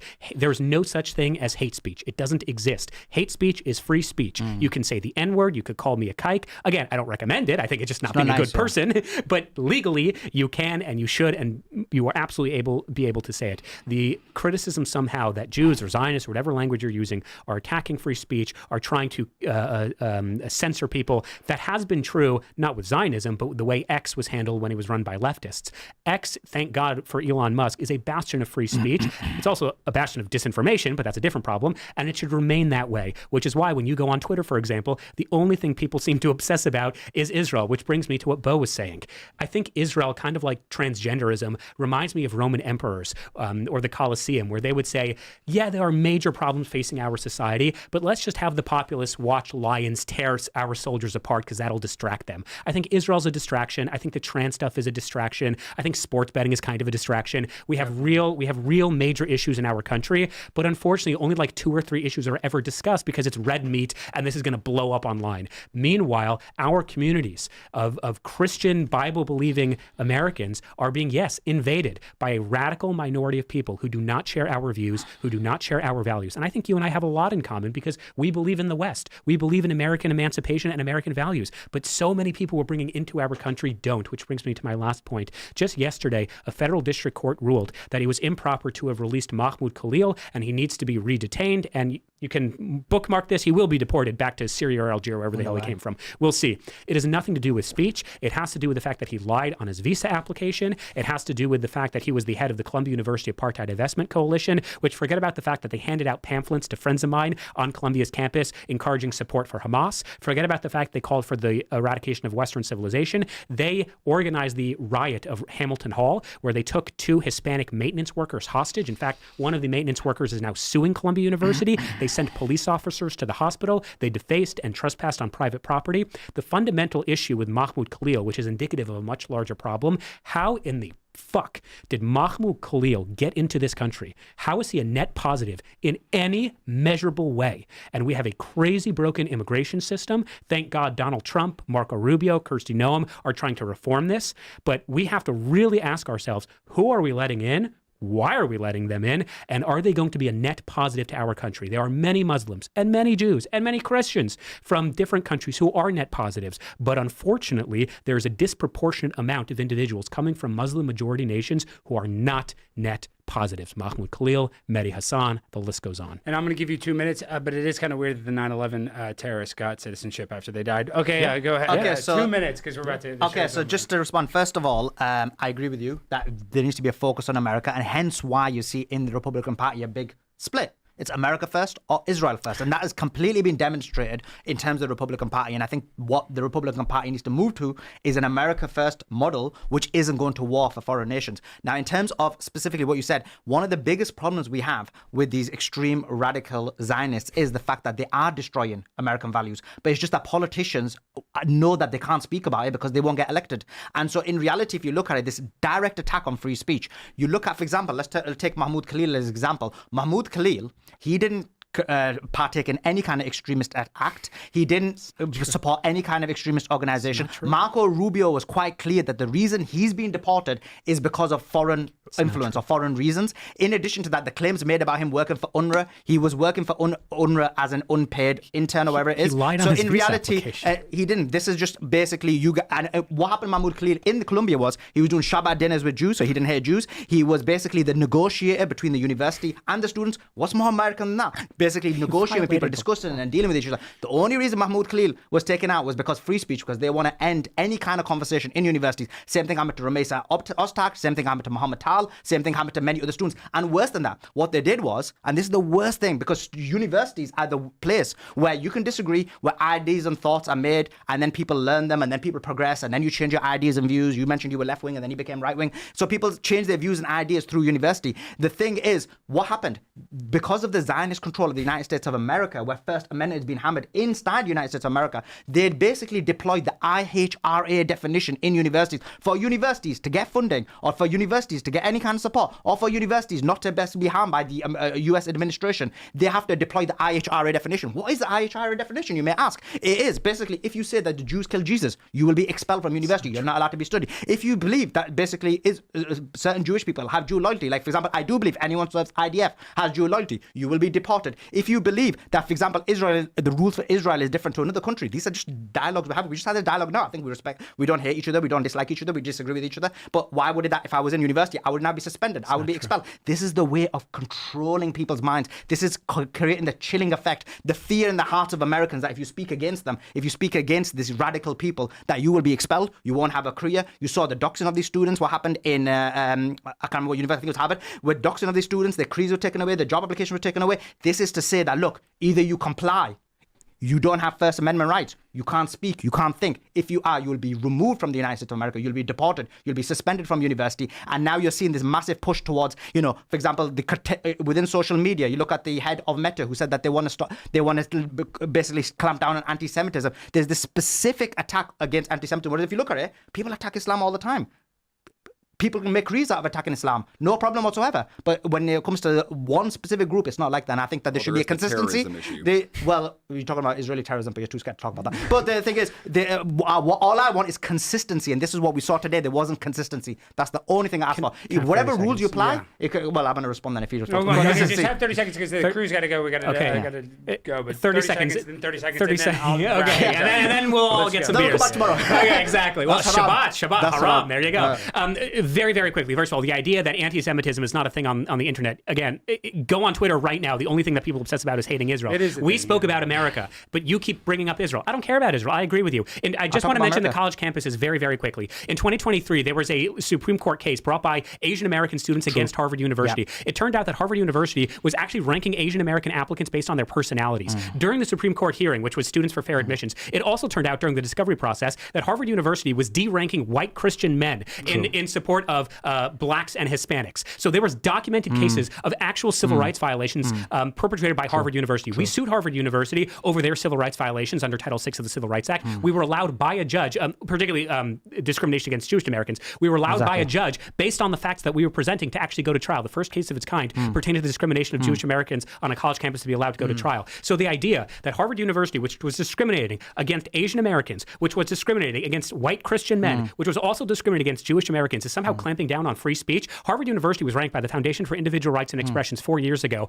248th out of 248 American universities when it came to free speech. This is an institution that disinvites controversial speakers who are deemed transphobic. This is an institution that demoted an African-American professor for coming out against Black Lives Matter. This is an institution that unenrolled 12 admitted students when it turned out they had posted a sexist meme in a private WhatsApp group. So are there attacks on free speech? Absolutely. But the people who are fighting back against it are people like me, are pro-America, America First Jews who say that the pattern of silencing and the pattern of attacking the First Amendment right is insanity. And for the millionth fucking time, people can and should criticize Jews and Israel as much as you freaking want. But the idea that somehow Harvard University or any of these institutions of higher learning, which are impediments or indicative of crony capitalism, were in any way interested in free speech or liberalism, no, it is political indoctrination where students take it from me. I was there. Students are being told to hate the United States, to hate Western civilization, and everything you said about Mahmoud Khalil is demonstrably not true. He violated the law. And if you think this is some Zionist attack, then you're going to have to explain why 3 courts thus far have all said, yes, he has violated the law. Okay, so just coming back to you. 30 seconds. By the way, I agree with what you said, by the way, and you demonstrated the issue. So Harvard did basically oppress Asian Americans. They did oppress white Christians. There was no court case against them. There was no defunding of them. When did it all happen? It happened when this guy, when these guys basically took Harvard University to court based on the discrimination against them. That's not true. People are the best attorneys. I mean, conservatives haven't called to defund Harvard for decades. Let me finish my point. And so in reality, that's what it is. And Harvard University, I agree with you. I think these institutes are too big. They have too much money. You see it, for example, now Harvard University. How much did they give? They give $150 million to Bookings Institute, which promotes a Zion. Exactly. You know what I'm talking about? They get $6 billion from Qatar. Yeah. So in reality, no. Again, that's not true because what happens is, I'm against Qatar, so this doesn't work on me because I think Qatar is in alliance with the United States. But when you only focus on one, go ahead. But in terms of Qatar, the reason they've got that money is specifically to put American institutes in Qatar. But that being said, I don't even like Qatar. Qatar, I agree with you. Qatar should be defunded because Qatar is in alliance with Israel and they all work together. So that's why they're hosting Hamas in Doha.